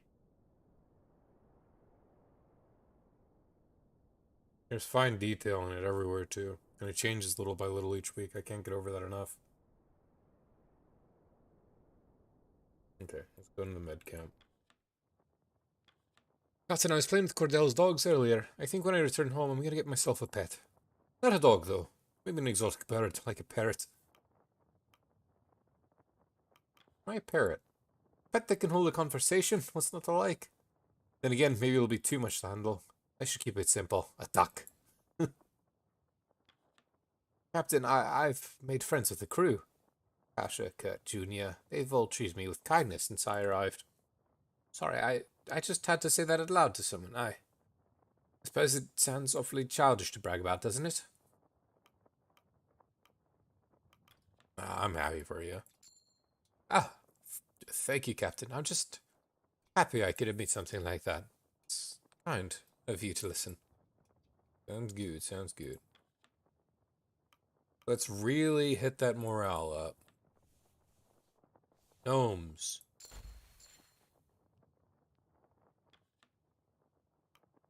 Med Bay.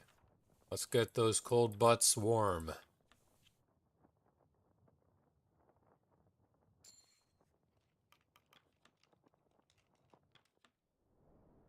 Oh, what's going on here? I missed one. Captain, I never thought I'd say it, but I'm starting to miss being on proper land.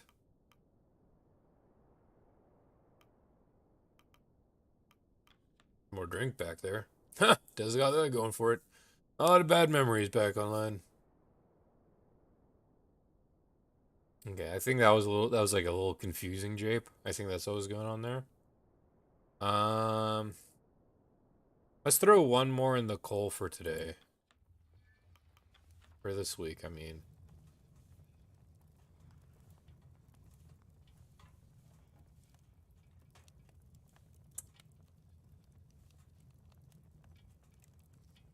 A last log. Why not?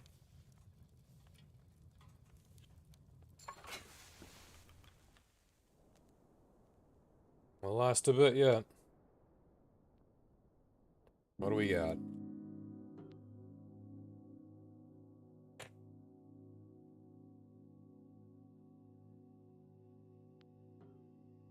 One person will get malnourished.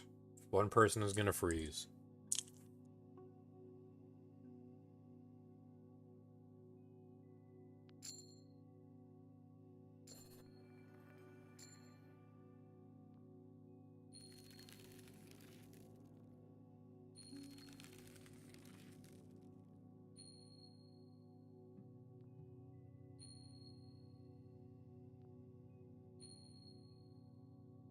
Not bad so far. 3 freezing, just enough. 1 malnourished. Manageable. Manageable. We can use the furnace. And we'll manage. Week 14. 3 weeks at second camp. Did it jump 2 weeks now?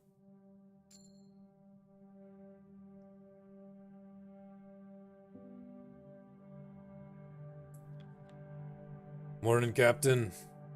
I'm gonna miss the summer when it leaves us.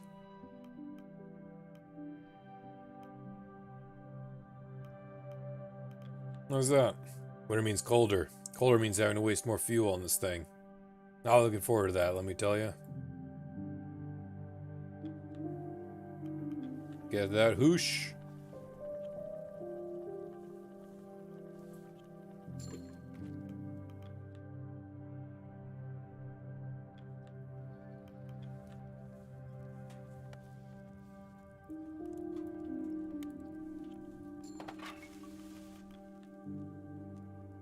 Going on here? This one wandered into my tent this morning. Come along, Pascal, don't bother the doctor. Did you get into your stores by any chance? No, he just woke me from my sleeping bag. He's licking my face. A friendly one. No need to be frightened, Doctor. No, I'm not. Of course.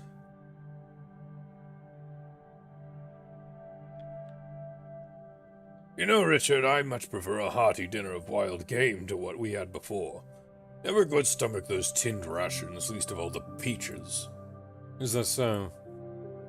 I admit I might be a little biased. Where I'm from, you could get fresh peaches by the bundle, right off the tree. Bite into one of those, it takes me right back to my childhood. Yes, peaches are native to your home island, as I understand. Appleton didn't quite do the flavor justice when they decided you all should have them. It's all too, processed, I say. Well, concessions have to be made in order to encourage further production. You sure there's issue with the flavor? Or do you simply prefer to live off the land? You know, it may just be that. I admit there's a certain satisfaction in gathering a meal yourself. It's how we all did it hundreds of years back. Thankfully, those days are long behind us. Anyway, I must attend to the day's requests. Fading out from existence every time. Let's see. Just requests. Let's go. What we got? That's a lot. So Nutley. Captain Kurt's game of rugby was a harassing success. Everyone was eager to get involved. 12 decorum. Even yourself, Doctor. That doesn't seem the sort.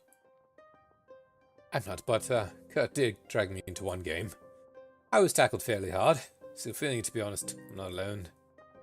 I'm not surprised there was much for us having involved. Still, everyone had a great time despite the multitude of aches and pains. If you'll excuse me, I need to lie down. I've been thinking. What is it, young man? Well, I'm not a fairly good sailor. I'm small and I'm not very strong. Oh, I'm sorry to hear that. But I still want help. Plenty of sailors. And not many scouts, or scientists, or engineers. Well, those roles require quite specialized skills. I can learn. Dr. Nutley loaned me his books and I've been learning to read. I can still help, just a little. Well, learning a doctorate is out of the question in this scenario, but training isn't out of the question. If you're diligent, I suppose you can be taught some of the basics, enough to lend a hand at least. That's what I thought. Captain, please? I don't want him as a scout because that puts him in further danger.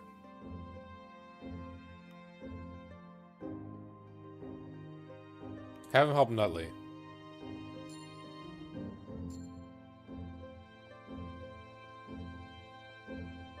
Dr. Nutley is already lacking in proper exercise, but he knows his theory. Perhaps a spare pair of hands is exactly what the doctor needs. Retaining Runt has given... Does it mean retraining? Retaining? So, if you take this guy, you can train him to something else. Oh. 1 max doctor slot. Okay, that's good. We'll need that for the winter. I'm telling you, you're jumping the gun here. And I'm telling you, you're out of your bloody mind. Gentlemen, what seems to be the issue here?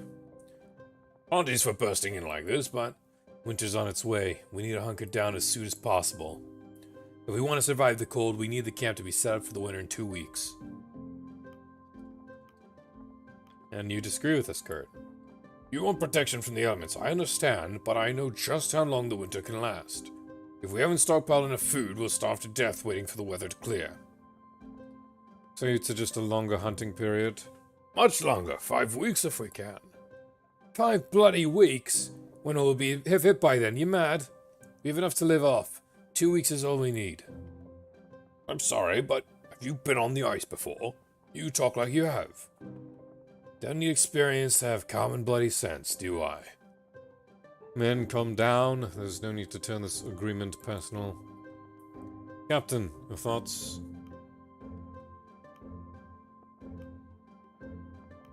I need to think this over. You both make good points. Ow!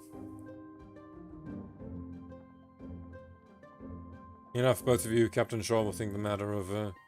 I trust the captain's choice. Perhaps 2 weeks from now, circumstances will change. We will see. Now, if you'll both carry on with your work. Okay. Alright, Mr. Zack, what you got? Captain, a suggestion. The ice at the camp seems stable enough we could conceivably drill a hole through it. For what purpose? Ice fishing. I understand the crew are quite adept at the pastime. It would prove a pathway to gather more food. Sure thing. I just need one. I'd get 2 Johns going. We just need one. What's going on? Is it not one? I guess I need 3. Thank you, Captain. I'll direct them in their duties. Perhaps we will catch something with a while. The only debate between Mr. Hammond and Mr. Darling was quite worrying. If our navigator and engineer are at odds, a divide will form amongst the crew. Now they are endearing themselves to the sailors, it seems. A cause for concern, no doubt. The crew is like the body. Each organ must be working in tandem if we're to survive. I think that's fairly straightforward at this point. Warm one today, relatively speaking. I never understood how we could get so used to the cold. I can't even handle a proper summer back home these days. Huh. An island summer might just be what I need when this is all done. Let's have our meal and then we'll set the assignments. Oh, wait, first. So, this is as warm as it gets down here. Still cold, isn't it? You think you're cold? Wait till you got bones like mine. I hope I'm not still stuck here when I'm old. Fair enough, kiddo.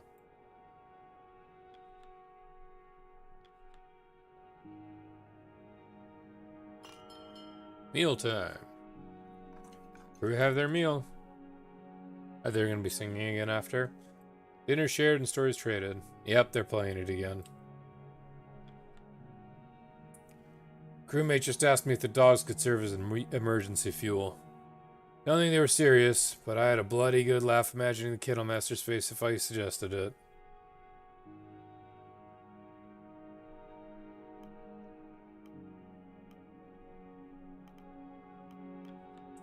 You tell Cordell, I'll watch. Gosh, will work on your obituary. You're a funny one now, are you? Pretty sure it's the captain's job to pass on that message. Why don't you try it? Oh, even Mr. Gloss now. He's cussing me out. Damn it. The sailors are still seated around the campfire listening. The rapt attention as Grimly plays on the accordion. Same song from last week. More with the crew since joined in.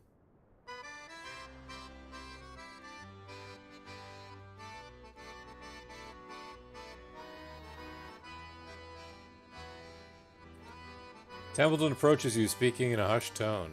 Captain, do you hear this? Captain has a frozen arse. Yeah. Hard as rock, no thawing soon. Never tells which way is south. Hardly tells their arse from mouth. They never had a notion for taking our command. Send us to the hells for biscuits. We eat out of their hands. We eat out of their hands. Alright, let's talk. You march up to Grimly, who eyes you with suspicion. What do you want? Grimly, tell me honestly, what's your issue with me? You are my captain. All there is to it.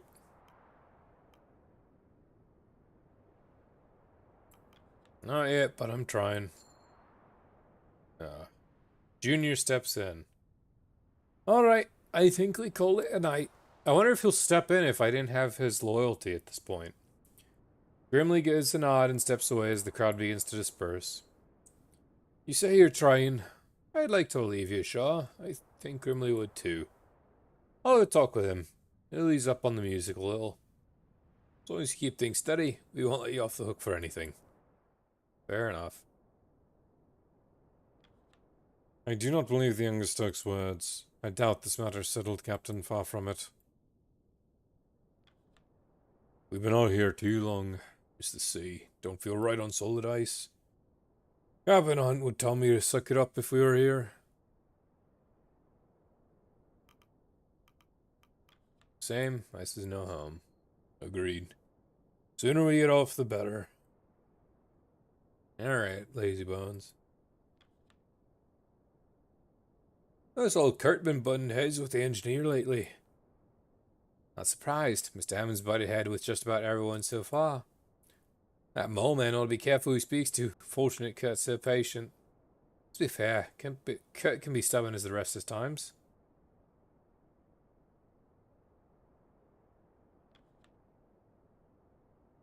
Starting to miss the browbeating heart. Well, this summer feels like a joke. Bundle up more, old man. It'll only get colder from here.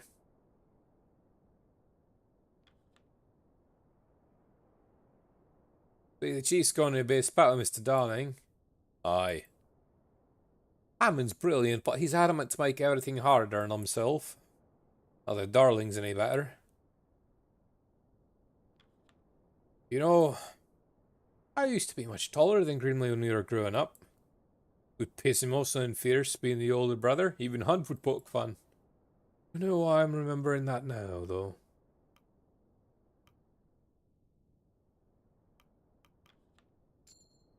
Feel nostalgic? I suppose so. Simpler times, that.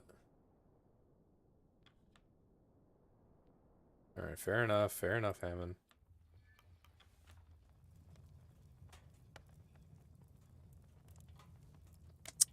I really don't want to throw penguins in. We need that fuel.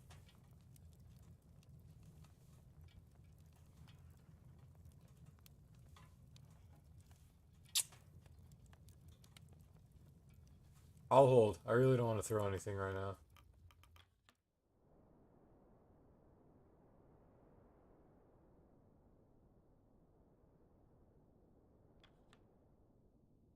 Are my favorite crew members, Lady Cordell. Tired. They need their rest. I won't disturb them then. You know, you should treat them more open. They receive all the treats they need, I assure you. Stanberry and Pascal were engaged in a fight this morning, a more serious matter than the usual scrap. I put a stop to it, but it is concerning. Those two often get along.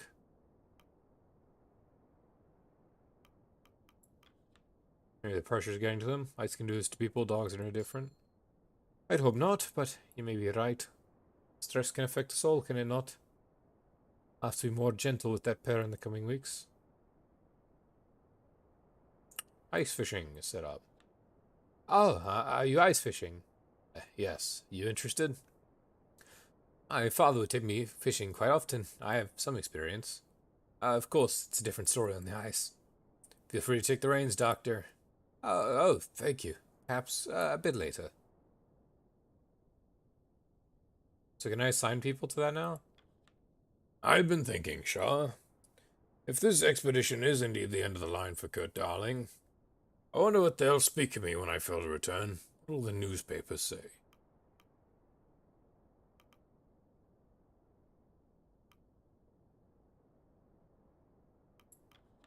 Don't lose faith. Ever the optimist, Captain. Suppose I should think the same, for the crew's sake at least. Funny, isn't it? No matter what you do in life, you never get used to seeing your own legacy. But you never get to see your own legacy. That's a bit of a morbid one. Alright, we got some seal. That'll go really well. Let's go further south, though, see if we can find even more game. Nope. And... no. It'll be the penguin. It'll have to be this one.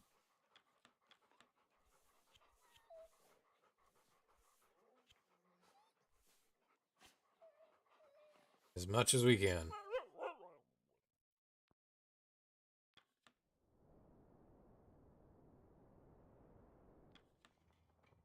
Wrong one. Let's get that morale high. First, though, before I joined this expedition, I was concerned with how my report would be received.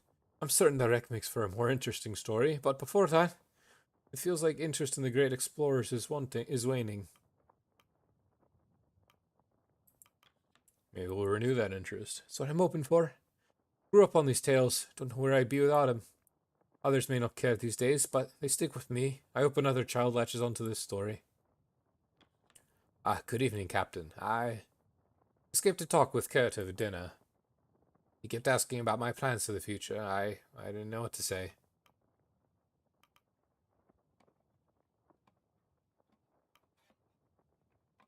You don't have plans?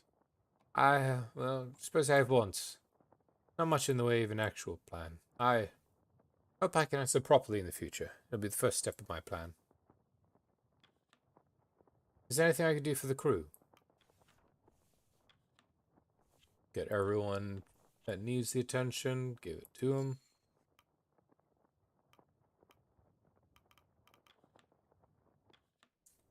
And with that, another week in the ice has gone by.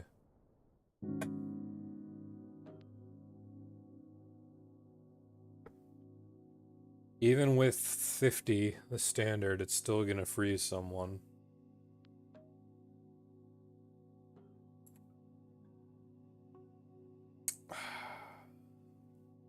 Can we afford 2 people freezing? We have at least 4 people that will also freeze. We can take the morale hit. I have to be very careful next week. That's all. We got seals. The dogs are rested. Tashi's freezing. That's 2 freezing. 1 cured. 2 cured. 3 cured. 4 freezing. 5 freezing. Okay, no sick. This is manageable. This is actually really well manageable. 4 weeks at the second camp. Penguins.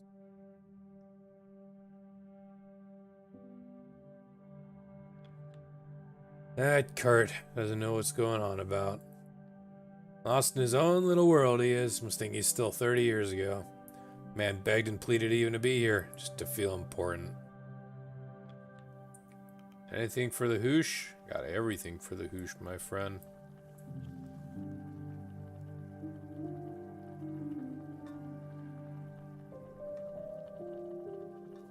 Let's throw one over here, and one of these.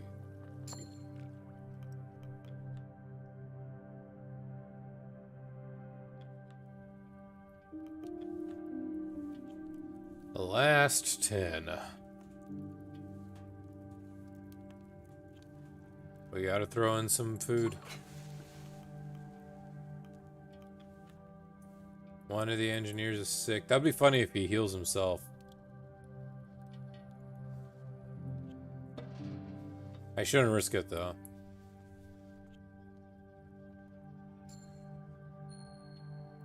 That'd have been funny if it healed him and then we had him available.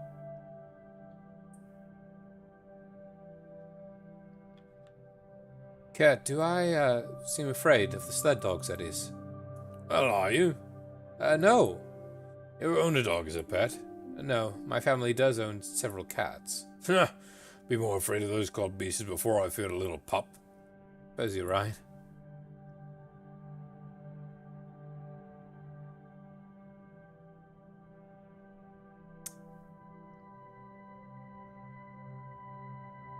Get out of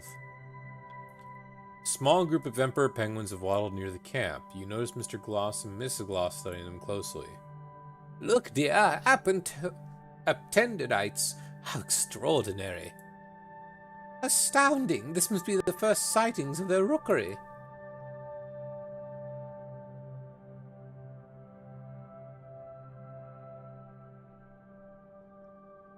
See camp.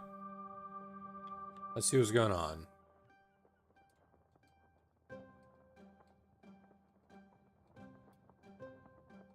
Okay. Oh, there's more. An emperor penguin waddles into the tent. Templeton looks to you confused. Captain, he watches you carefully. Oh, okay. Captain, last week's ice fishing was quite the success. You were able to gather a decent haul with some patience. 4 fish. Thank you for providing the manpower. Extra rations will certainly come in handy. And Stanberry's here. I think he's just blocked. Do not be with your master, dog. Please, do not bother the captain. Apologies, Shaw. No doubt Stanberry smelled the scent of the latest catch on you. The latest catch? Some fish was added to the stores, I take it. Stanberry's quite the taste for it. You're suggesting we feed it to the dogs? If you wish. I assure you they have enough to eat, though. Certain the pack would enjoy it, but we can't allow them to grow spoiled. Come, Stanberry. Odd creatures. There's more! Oh no. Captain, that Hammond has quite the temper on him. He's one to dig his heels in at any opportunity. We have enough time before winter. We should focus on hunting. You've been thinking it over, so I feel I should state my case one more time.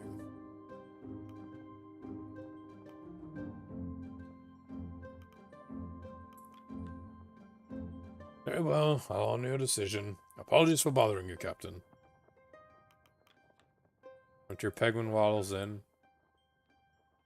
Templeton looks at him amused. Ridiculous. He watches you carefully. Captain, we need to talk about last week.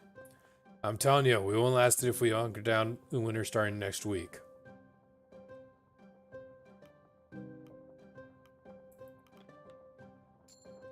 Good. Don't listen to that washed up fool. Emperor Penguin waddles in a tent. Templeton looks at the bird begrudgingly. True. Watch. Captain, a truly urgent request. Well, perhaps not urgent, but well, when inspiration strikes. Like yourself, Mr. Gloss. Oh, right. Well, this is the perfect opportunity to write up a proper study on the birds of this region. I asked that some of the science team be allowed this week to write up our findings. That may risk losing the opportunity to harvest as many of them as resourceful possible.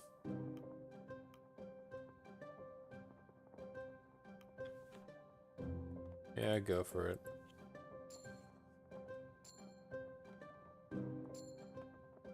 Sweet. Oh, that almost maxed our decorum.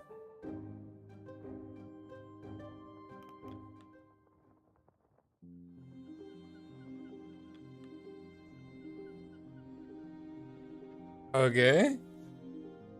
Alright.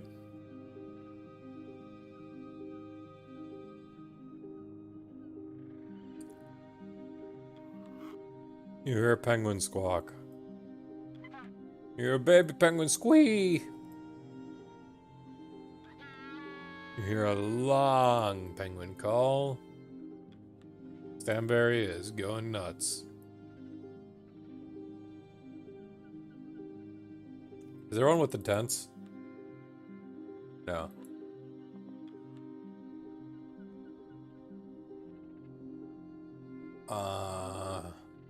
Okay.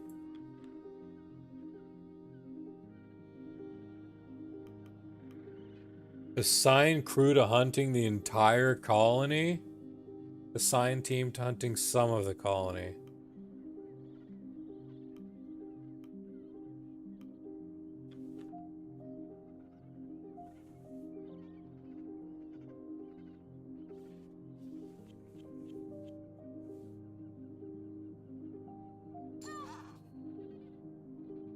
The team get to work. We got 4 emperor penguins for it. Free for an interview. I don't think we have anyone just yet.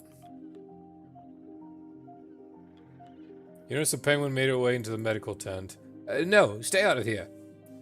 Ah, new patient. This one's more ordinary than the rest of the crew. It's packing up my medical bag. I'm sorry, but you can't have what's in there. Please apologize to the bird. Well, I don't know how you remove a penguin from your premises.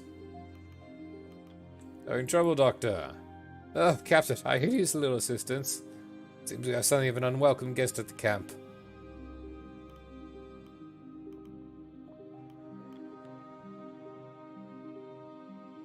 Okay, it shouldn't be an issue.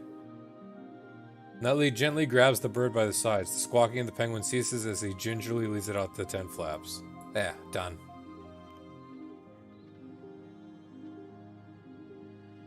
Good, now you can handle the rest of the camp. What? Oh, you're joking, of course. Excuse me, I'm going to grab as many shots of the colony as I can before they're gone. If our tent is another vicious bag-packing intruder, let me know.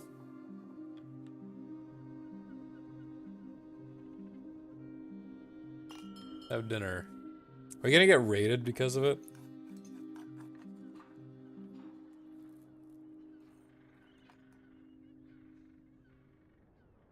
Dinner shared, the stories are halved. The penguin colony moves on.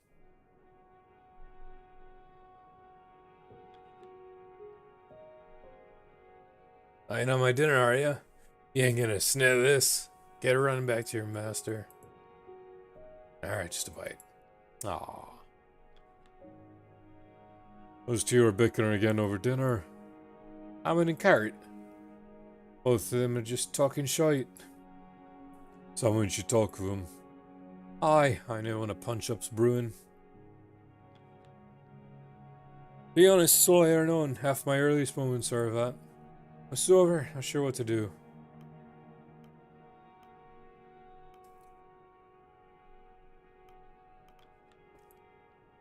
Wasn't much else to do back then. Grimly and I didn't have many options. Aunt gave us one. Oh, good evening to you, Captain. Apologies for the distraction, I was enjoying a textbook.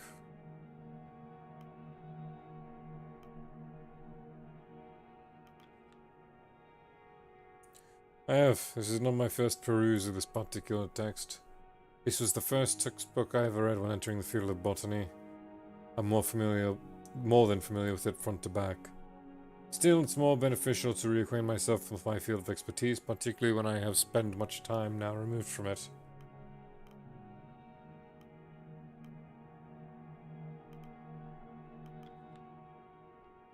Fascination with the class of life form that predates us by millennia and will survive us by millennia. Do you know why plant life interests me to this degree, Captain?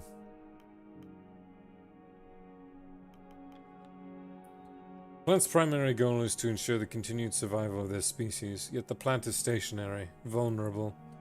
What I find truly impressive is how they've developed to take advantage of the circumstance. They take advantage of the actions of others to ensure their own existence. Take your average apple tea, for instance. Birds come, they feast on the fruit, and the seeds stored within scattered to the ground, ensuring another will grow. Quite ingenious a system, is it not? A form of life so seemingly simple has outsmarted just about every other species that would otherwise cause it harm.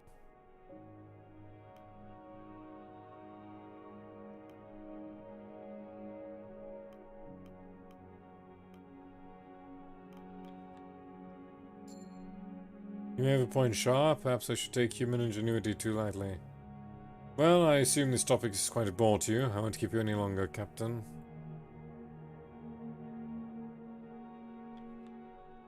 Shaw? Anything happens to me, make sure Junior has my accordion. All I got to give.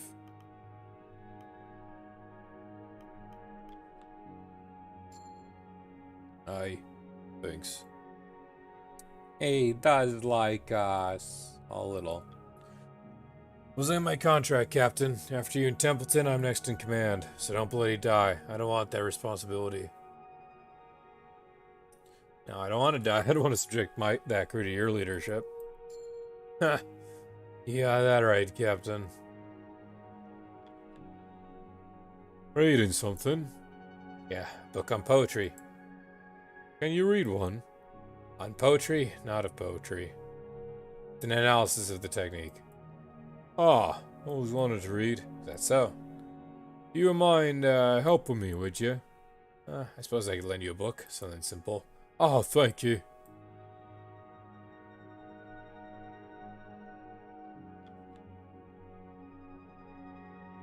Nice dogs. You don't have work to do, child. What are their names? The one you're petting, it's Maxwell. Has a person's name in it. Aren't they all boring? No. Ah. Captain, you have a pen, don't you? There's something I need to write. Yeah. I've been giving it a great deal of thought. I'm going to make sure we all make it back home. But if I don't, I want you to pass something on. Should I die, I want the ownership rights of my films divided among my children. It'll set them for many years. Would you pass that for me, Robin?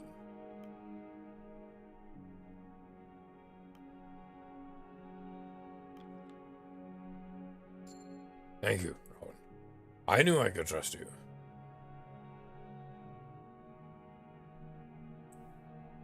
Any more conversations? Let's set up our sleds after then. Ours a bit tense, isn't it? Not surprised. Time's catching up to us, right? Can't take another week looking at nothing but ice. Seems Kurt and the Woolman's still at it. Not surprised. Chief doesn't blend in disagreements. Maybe he should. Simple apology would allow us to return to our work without issue. Makes you think Billy Hammond should be the one apologising. Common sense. Common sense. Okay. What do we got up here? Baby penguins. Alright. We really gotta wrap up some of these though. Let's see.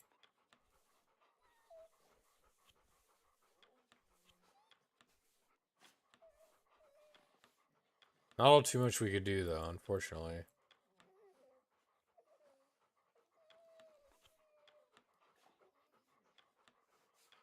Yeah, just these ones. Really gotta heal up the rest of this crew.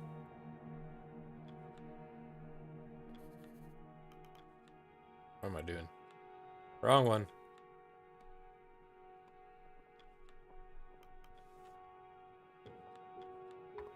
Do I have anyone else we can go for an interview?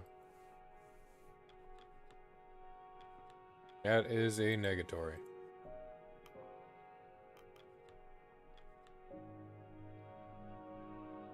This is what I want to ask of you. If I don't make it back to land, someone will have to tell my family. Face to face, not through letter or benefactor. And I want it to come from someone I trust. Could you?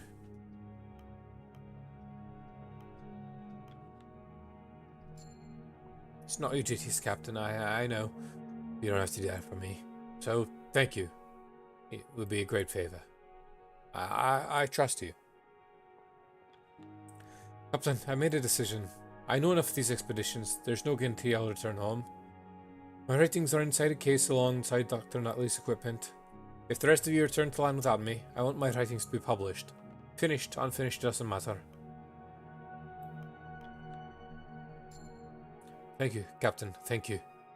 Only following the crew's story. Shouldn't die with me.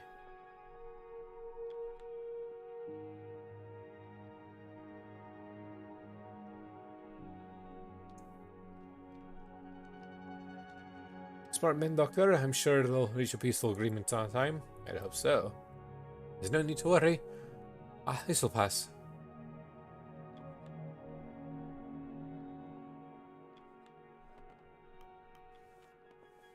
Let's get those 3 sick taken care of.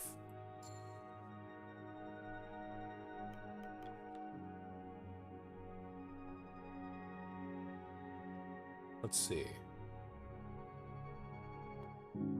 What do we got? Okay. Fresh slate. We can We can afford 2 frostbitten.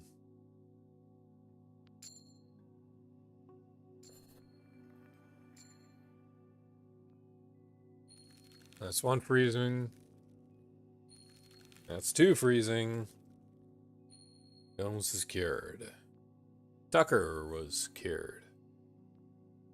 Dick was cured. Dick was cured of freezing, but he is now freezing. Great. Flick is now freezing, so we have 4 freezing. Okay. Week 16. Something's gonna go nuts wrong here, though. Oh yeah, something's immediately gonna go wrong. If it just takes us straight to the camp.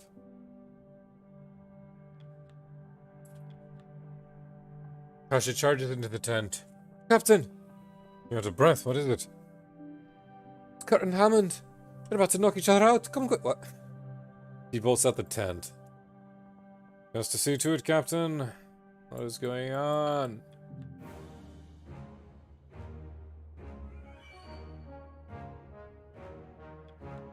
You rush over to the commotion near the boiler. Do you have any idea how much you're jumping the gun? How much you bloody want to keep playing in the snow? Playing? I take my work as seriously as you. You don't actually believe that, do you? Fine, we'll do things your way. No preparation, no stockpiling. We'll all starve to death, but sooner. Great idea. Not gonna get anything prepped without eating around. We need to hunker down. You just like feeling useful. You don't want to stop. You don't care about the lives on the line. Of course I do. I have experience on the ice. I know the dangers of the winter. You're just too stubborn to do anything about it on your own. And when you don't get your way, you make a big song and dance about it. Can't help yourself. You're a bloody glory hound. Always looking at the big man. Not hard. Sorry you can never be the big man. Watch it. It's clear this will turn ugly.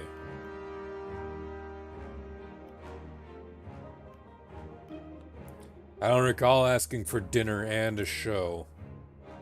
Kurt and Hammond notice you. Kurt eyes you before scanning the audience as assembled. Gonna get us killed, idiot. I'm not the only one who agrees with this course. And get him killed. Get yourself killed. I don't know what happens to you.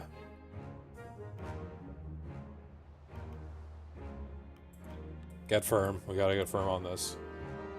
Two refuse to listen and confirm their argument. You just come marching along in the middle of camp and Kurt laughed. Ah, marching? Bruh. Unlike you, it only takes me a few steps. Cane and all. I could have brought this up in private, but nah. Man like you can't survive without an audience, can you? I'm trying to be reasonable, Hammond. It's just like the ship. They're incapable of considering anyone else's point of view. Everyone else's point of view isn't 10 foot off the ground and still up their own hole. That's a short man. I thought you'd be above the name calling. Told you to watch it. You're being heartless, Hammond. Heartless. I'm the one bloody playing it safe. Now she turns to you. Captain, are you going to do something? Step between the two men, breaking the parrot before things grow physical. Captain, this is between me and the engineer. On my way, Captain. I'm not done.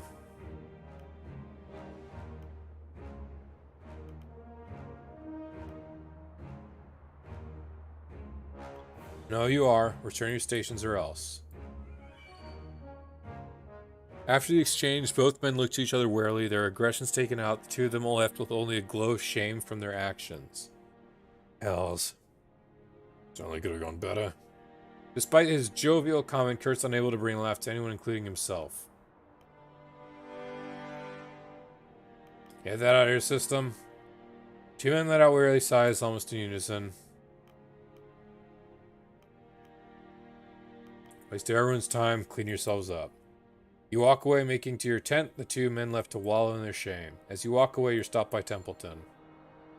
Stepping in yourself, Captain, is unbecoming. Oh, shut up. You should have exercised your authority proper, not gone physically involved.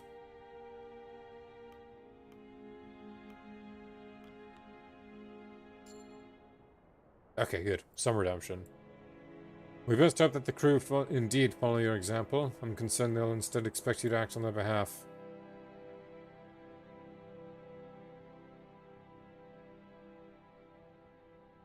How are we doing map-wise? I haven't looked at the layout in a bit.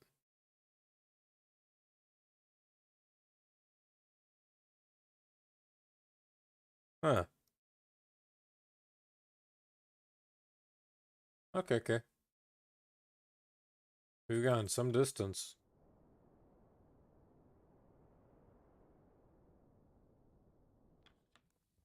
Let's get that hoosh rolling.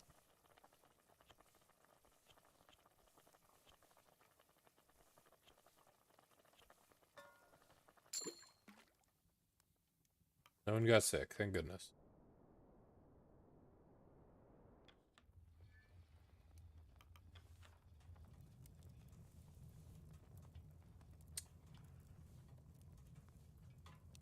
This is the part I don't like because now I have to start throwing food, other items in.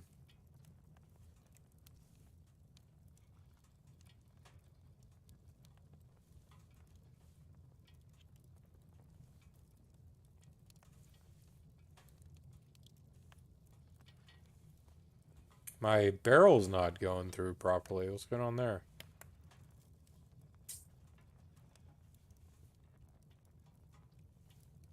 Sorry, fella, we need the blubber.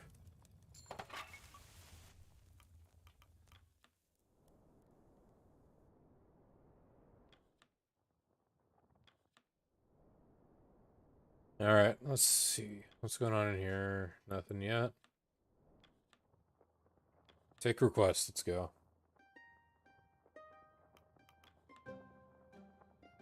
Captain, I was surprised when you sent Ward my way, but he's taken to the job well. Aye, from a Dr. Timmy Ward now, Captain. Oh, you need a certificate for that first. But he's been a great help. Thank you, Captain. Well, it seems the young Ward's taken to his new calling.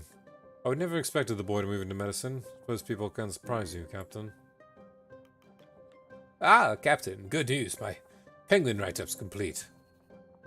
You seem awfully proud. I most certainly am. Thank you for allowing me the time, Captain. Sure, any spare timber? You want me to carve up some totems? Totems? Aye, for good fortune on the ice. Some feel uneasy after what happened.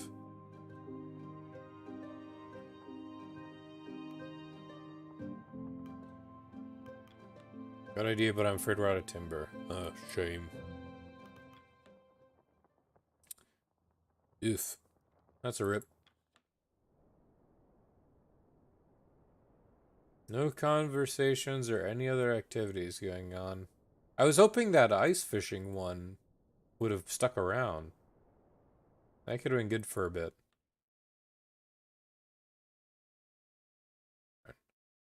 Something tells me we're about to move on to the next stage, and I'm getting worried. Viscount Island, the Nastone Island of the Viscount, your destination. I guess let's eat, and then we'll see what happens afterward. We have their meal. Dinner shared, stories are traded.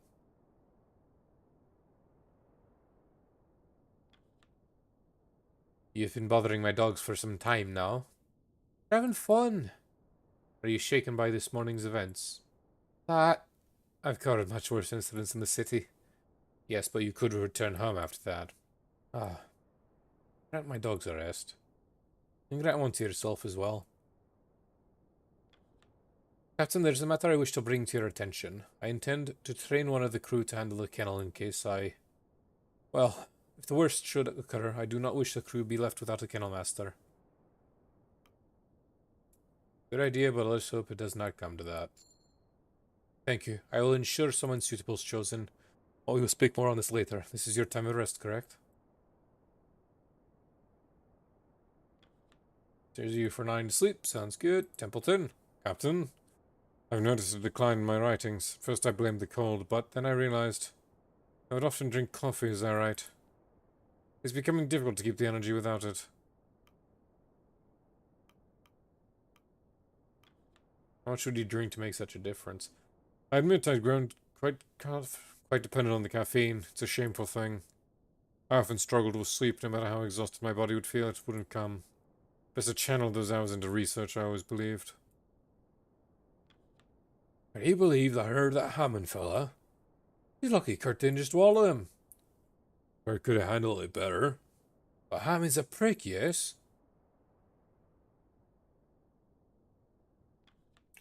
Do me a favour, Shaw. I don't make it back with the rest of you. Take care of Grimley. Losing Hunt's one thing, but both of us. I'll try, Junior. I'll promise you that. What's going on here now? Come on. Hey, Camp, you notice Kurt hesitantly approaching Hammond. I should, apologize for what happened this morning. You should, or you want to? Ah, we shouldn't give in to immaturity. We should be bigger. More mature men. Alright, let's leave it at that. Not gonna get started on you again. Right. Good. Aye. The two share a brief silence. You me on your way now? Right. Of course. Two return to their duties as you return to your own.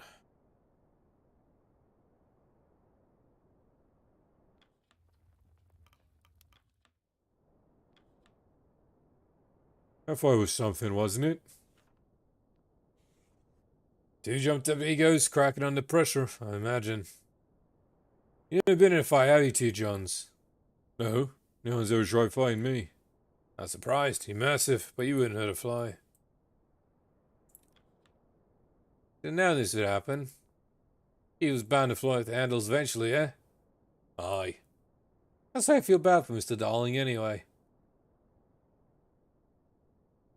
Yeah, he's a big boy. I'm flattered, but I'm to be getting some rest. Okay, fine. Scouting post. What do we got? I really want to try for some eel. And two of our scouts are freezing. This is our only chance. Fish.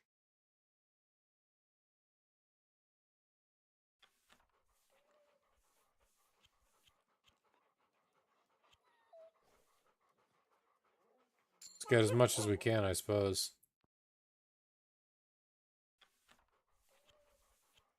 We're going to have a lot of freezing, though, so we have to be careful.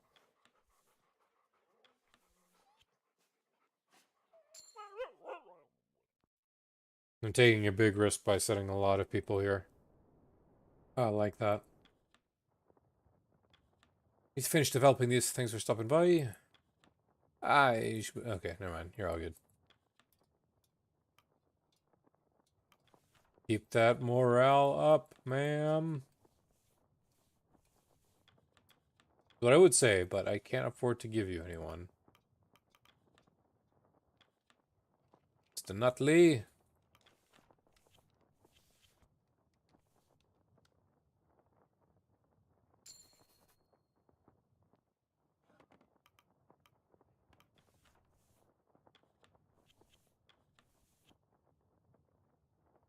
Good. That's the best she'll hold. I'm still really worried about that furnace. Let's try and just get it to 50, I guess.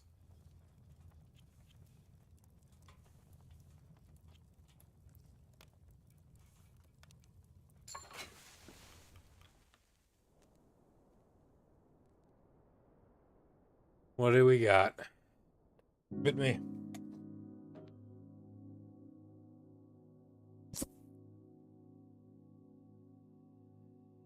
Can't afford any malnourishment.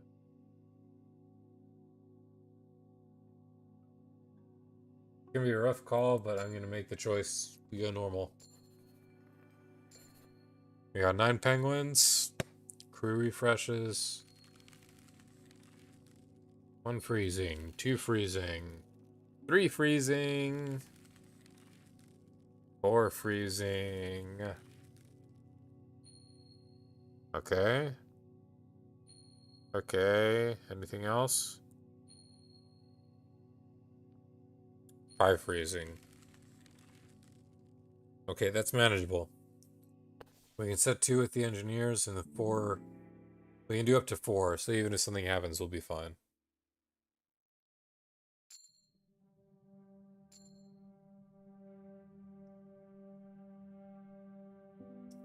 6 weeks among Temperance Camp.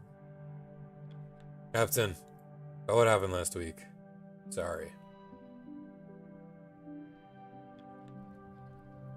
Lock down camp and prepare for winter, so we can start.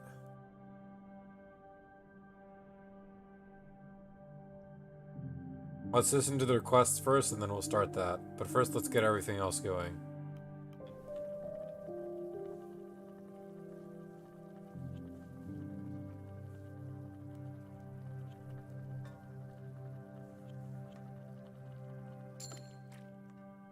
Good, no sick.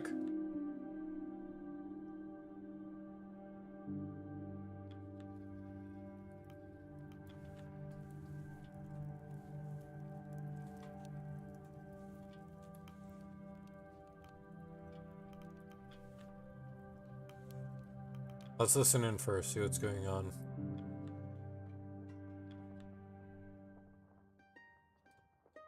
Nothing.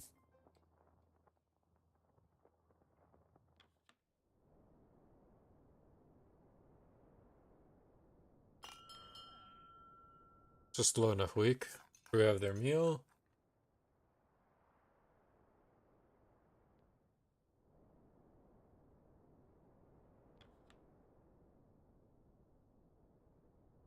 You got close to shore quick. I was designated by a benefactor to be the second officer on this expedition. Simply doing my duty. Aye, sure. Summer's winding down. We hunkering down soon? Most likely. Good. Captain, I've been looking over the contracts and I feel an update should be made to your own. Your work has far exceeded your pay scale as first mate. Once you return to land, I will see that you receive Hunt's promised pay in addition to your own.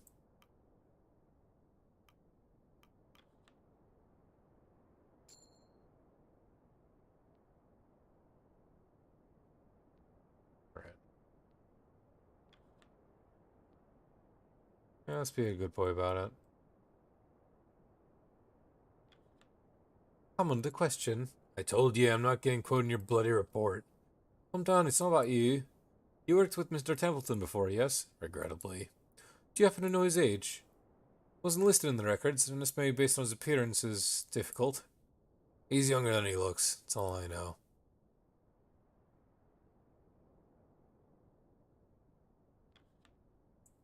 Hunting season seems to be winding down. It would seem. We likely have a handful more weeks before the wildlife begins to clear up. You share your rations with the dogs. They do the hunting after all, only right they reap some of the spoil. They have their own rations. Sure they prefer my cooking to their broth. You may try them, I don't stop you. Nope.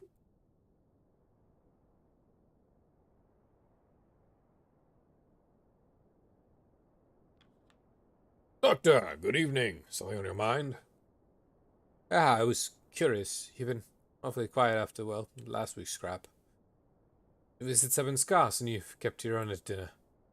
Well, I suppose I'm still licking my wounds, proverbially speaking. Last week's incident was something of a embarrassment. I just wanted to check in and see if you were okay. I'll be fine. No need to settle this damn pride of mine. Thank you, son. Doctor. Oh, you're welcome, I suppose.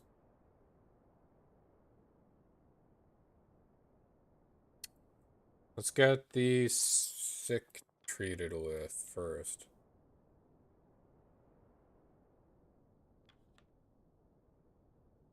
Was thinking. By dry, the crew's fucked. I could be wasted if I end up going under.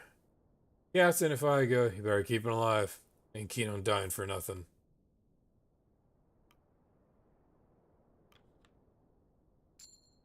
Gained Hyman's loyalty. I trust you better than most on the ice.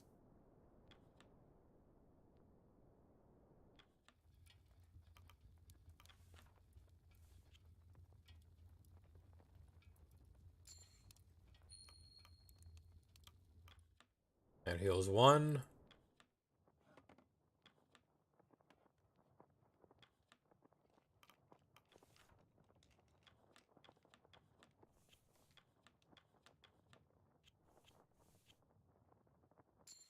And that'll heal 4.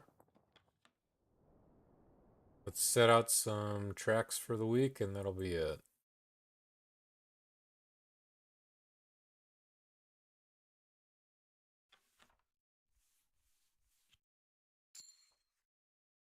Just a pressure ridge. That's not what I want.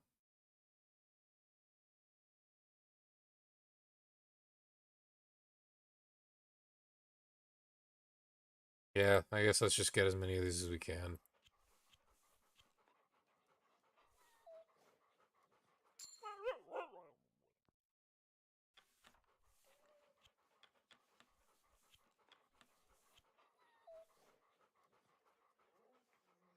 No, let's keep the engineer. Just because I'd rather he be healthy.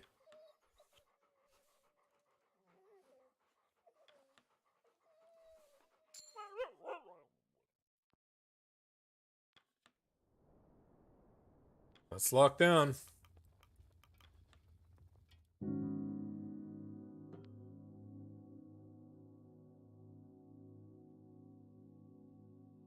They have a lot of cold. A lot of cold while malnourished.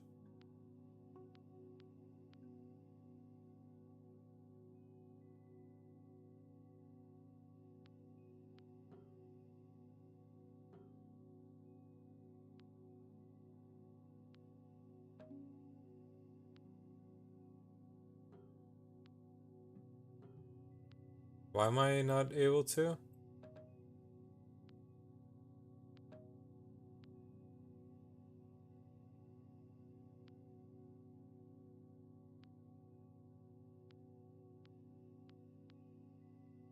Why do I have to take the minimum ration? Or the minimum fuel?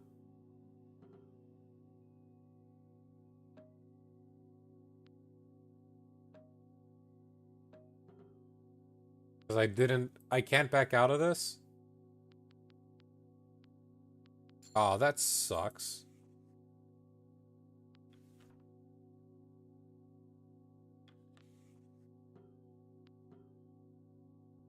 Okay, this is gonna be a really cold winter then.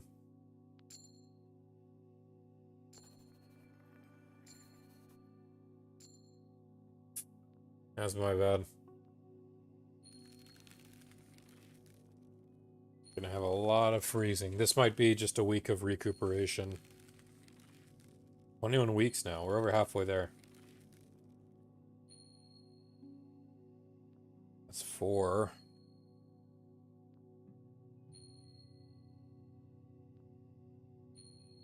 I'm getting worried now.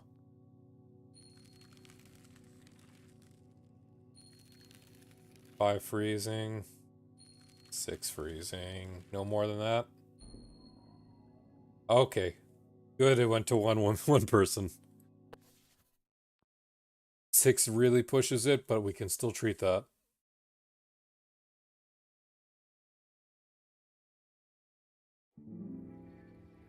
One week at the 3rd camp, week 21. Wow, we were just in time. Act 2. Captain Shaw, personal log.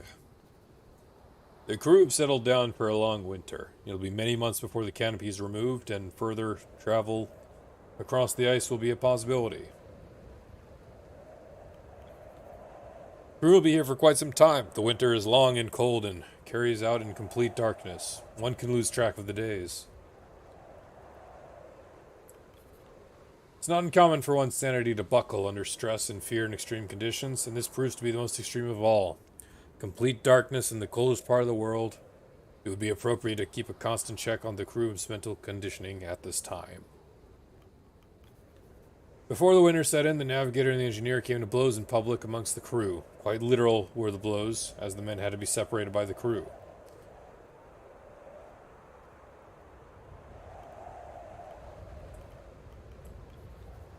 For 2 crew members to disagree or bicker is common, expected even. To see such aggression be allowed to flare up to such a degree, that fault lies with the captain. Such an error will not happen again. The coldest part of the world has now entered its coldest stage. In the winter, even words and time can freeze over. The doctor is likely to have his hands full in the coming months, dealing with frostbite amongst the crew. I only hope the young man is prepared for such a task. Sign off.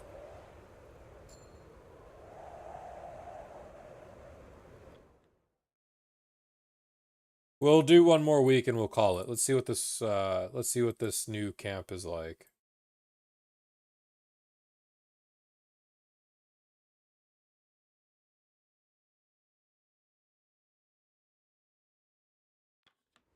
Negative 46 degrees Celsius.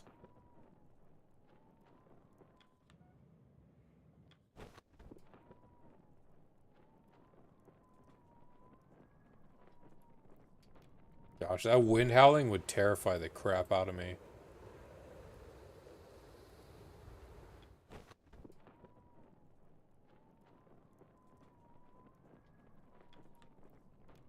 Well, we hold up here for quite a while. Aye, at least there's less work on our plates. Be careful of the lamplight. Wouldn't be hard to set the canopy alight. Oh, we still do want to be trapped underneath. Gloomy one, aren't you? Sorry, just cautious. It got dark real fast in this house, in this room. One moment.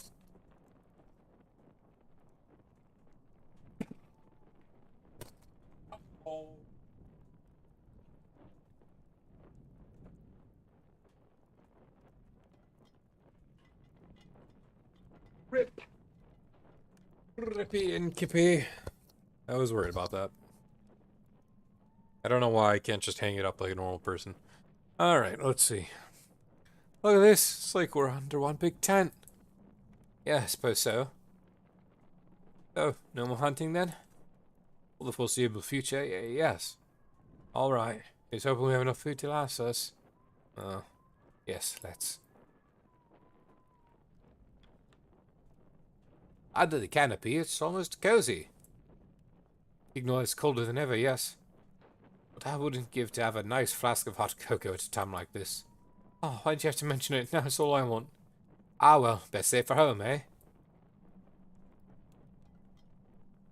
Bill Z, Yorick the Third, and Flick. We hold up here for quite a while. At least me some rest finally. You say that now, but you'll miss the chance to stretch your legs before long. Most likely, and for now I'll embrace the quiet. You hear these winds? Nothing quite about the winter, my friend. Also nothing about being stuck with you. Ha! True.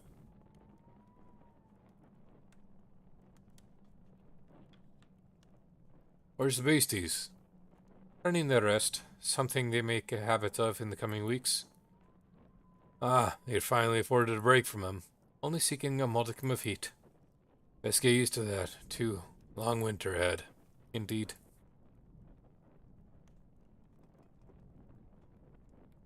Anything else? Let's see. Hello, fellers. Be strong, little ones. What's on the menu this week? Feed the hoosh!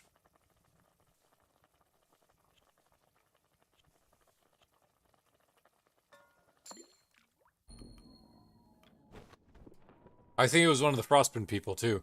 Lucky. Lucky ducky.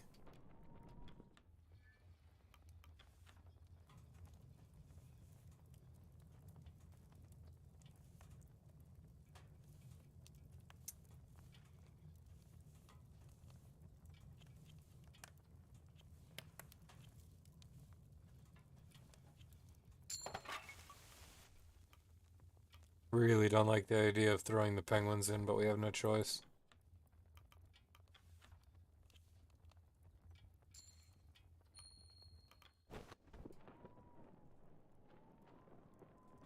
Okay, well before we check on the sick, let's do this.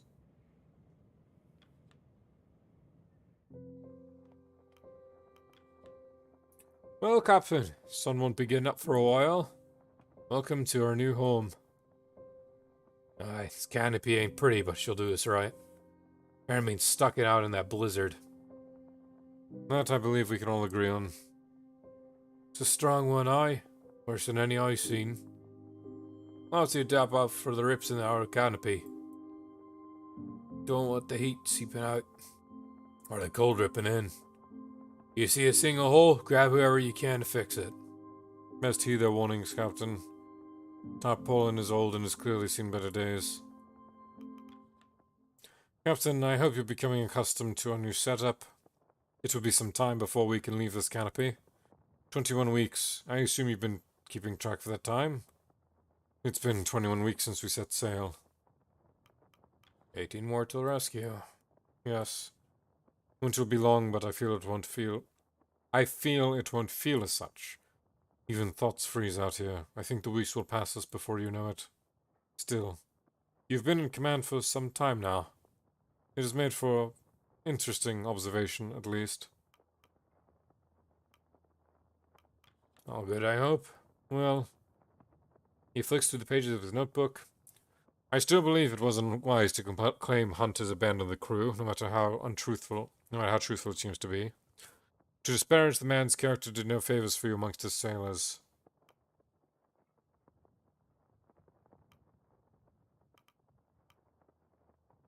And is there anything that wasn't true? Yes, that was a mistake.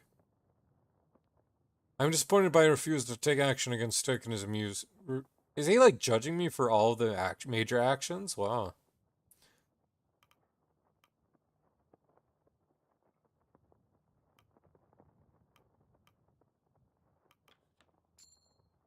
Ah, in music, yes, but songs of mutiny, they shouldn't have been supported. I must commend you for your action during the incident with the leopard seal. Your cool head and preparedness meant we were able to avoid disaster. Kudos. It will be a long time before winter clears, but when it does, we will be closing in on our rescue point. Which is also the last known location of the Viscount, if you may recall.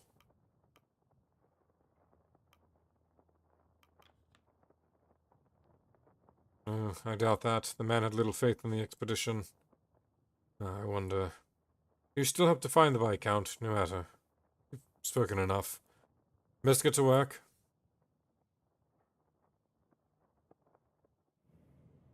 Out of all of that, he only had one good thing to say about me. That's the same compass you carried in your third film. Indeed it is. I'm surprised you're able to pick up on those details. I've seen him quite a few times. My family purchased a printer through the White Wastes for private screenings, so I'm quite accustomed to it all. The right waist. Huh, you must have been this tall when that film came out. Maybe shorter. That canvas back of yours must be 30 years old by now. I knew to keep my equipment well maintained. You're the same, aren't you? Of course.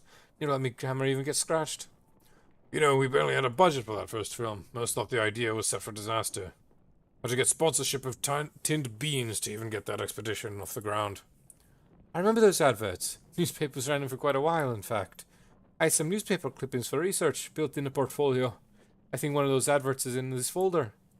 Don't you need so much research? Seems a bit much for one expedition. Well, this is for something else. And that is... What's something shameful to admit, but... I keep a record of historical figures I have hopes on one day. Well, writing a biography on. Biography? Yes, I know it's getting ahead of myself, but I'd like to be prepared for projects that are in the realm of possibility, maybe? I would like to see that. Historical figure, eh? I would say he fitted the criteria.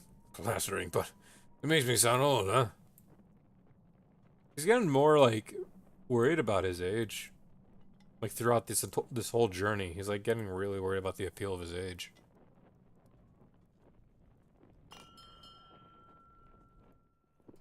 Crew have their meal. No matter where he is, Templeton still gets hounded for food. To return to their posts, the long dark continues. You can choose who to spend your evening with. Repair a hole in the canopy. 4 people.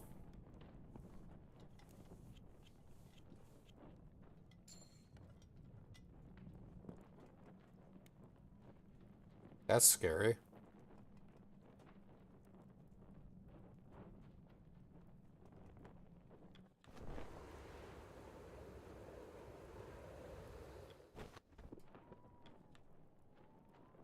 Thinking of going for a stroll.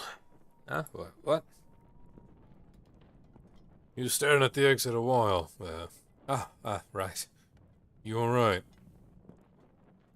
I don't think Nutley and Grimley have even talked. It's gonna be a long winter, isn't it? Could be. Food we have now will last us, right? What are you getting at? Nothing. Nellie scurries off, returning to his tent. Yeah, Shaw. Something's up with the doctor. don't like it.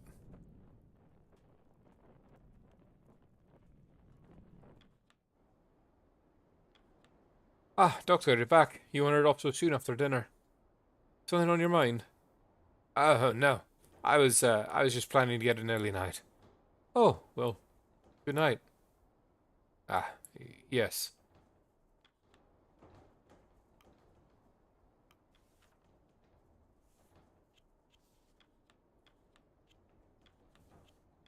Let's take care of the sick. I don't have foresight.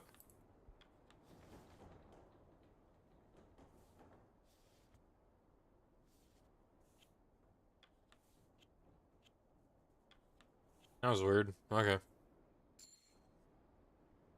little bit of buggy. Little bit bug.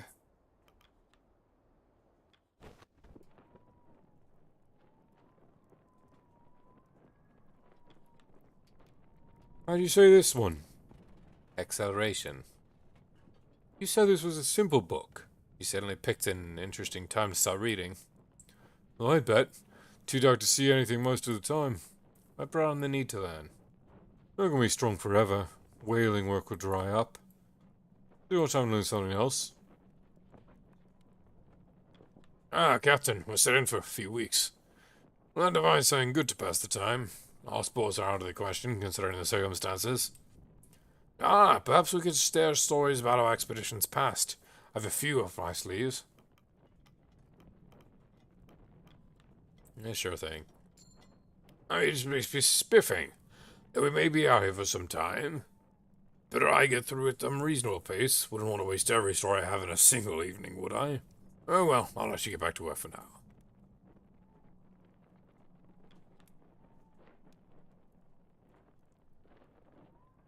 Miss Cordell, would you be able to calm that thing down? I'm attempting to make note of day's work. We was left Stanberry overstimulated, and with nowhere to take him bored.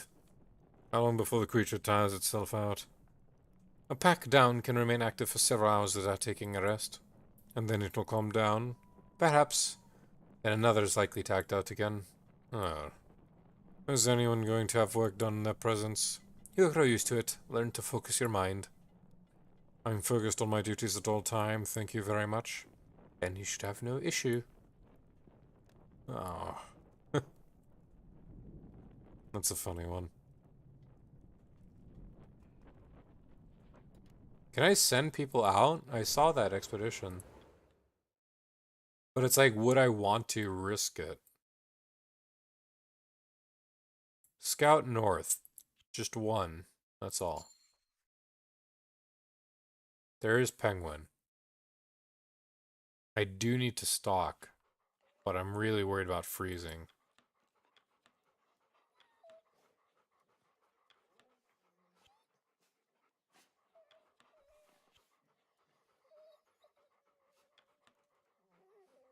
I really want to keep the engineers in the Met. So, just that. That's it.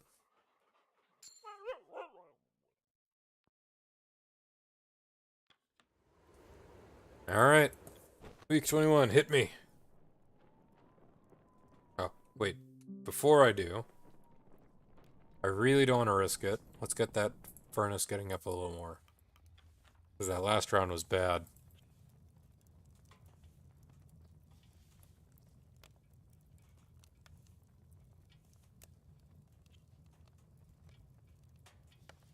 Why is it only doing that? There you go. That was weird. Sorry, penguin.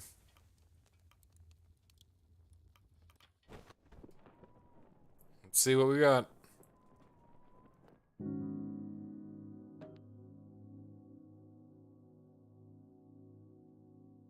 People are gonna freeze no matter what. We'll have one malnourished. And then we pray.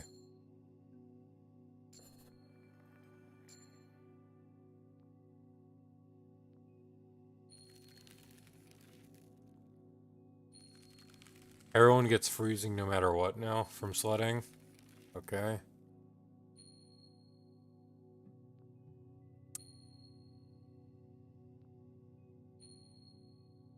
We'll probably have 5 sick. Let's see.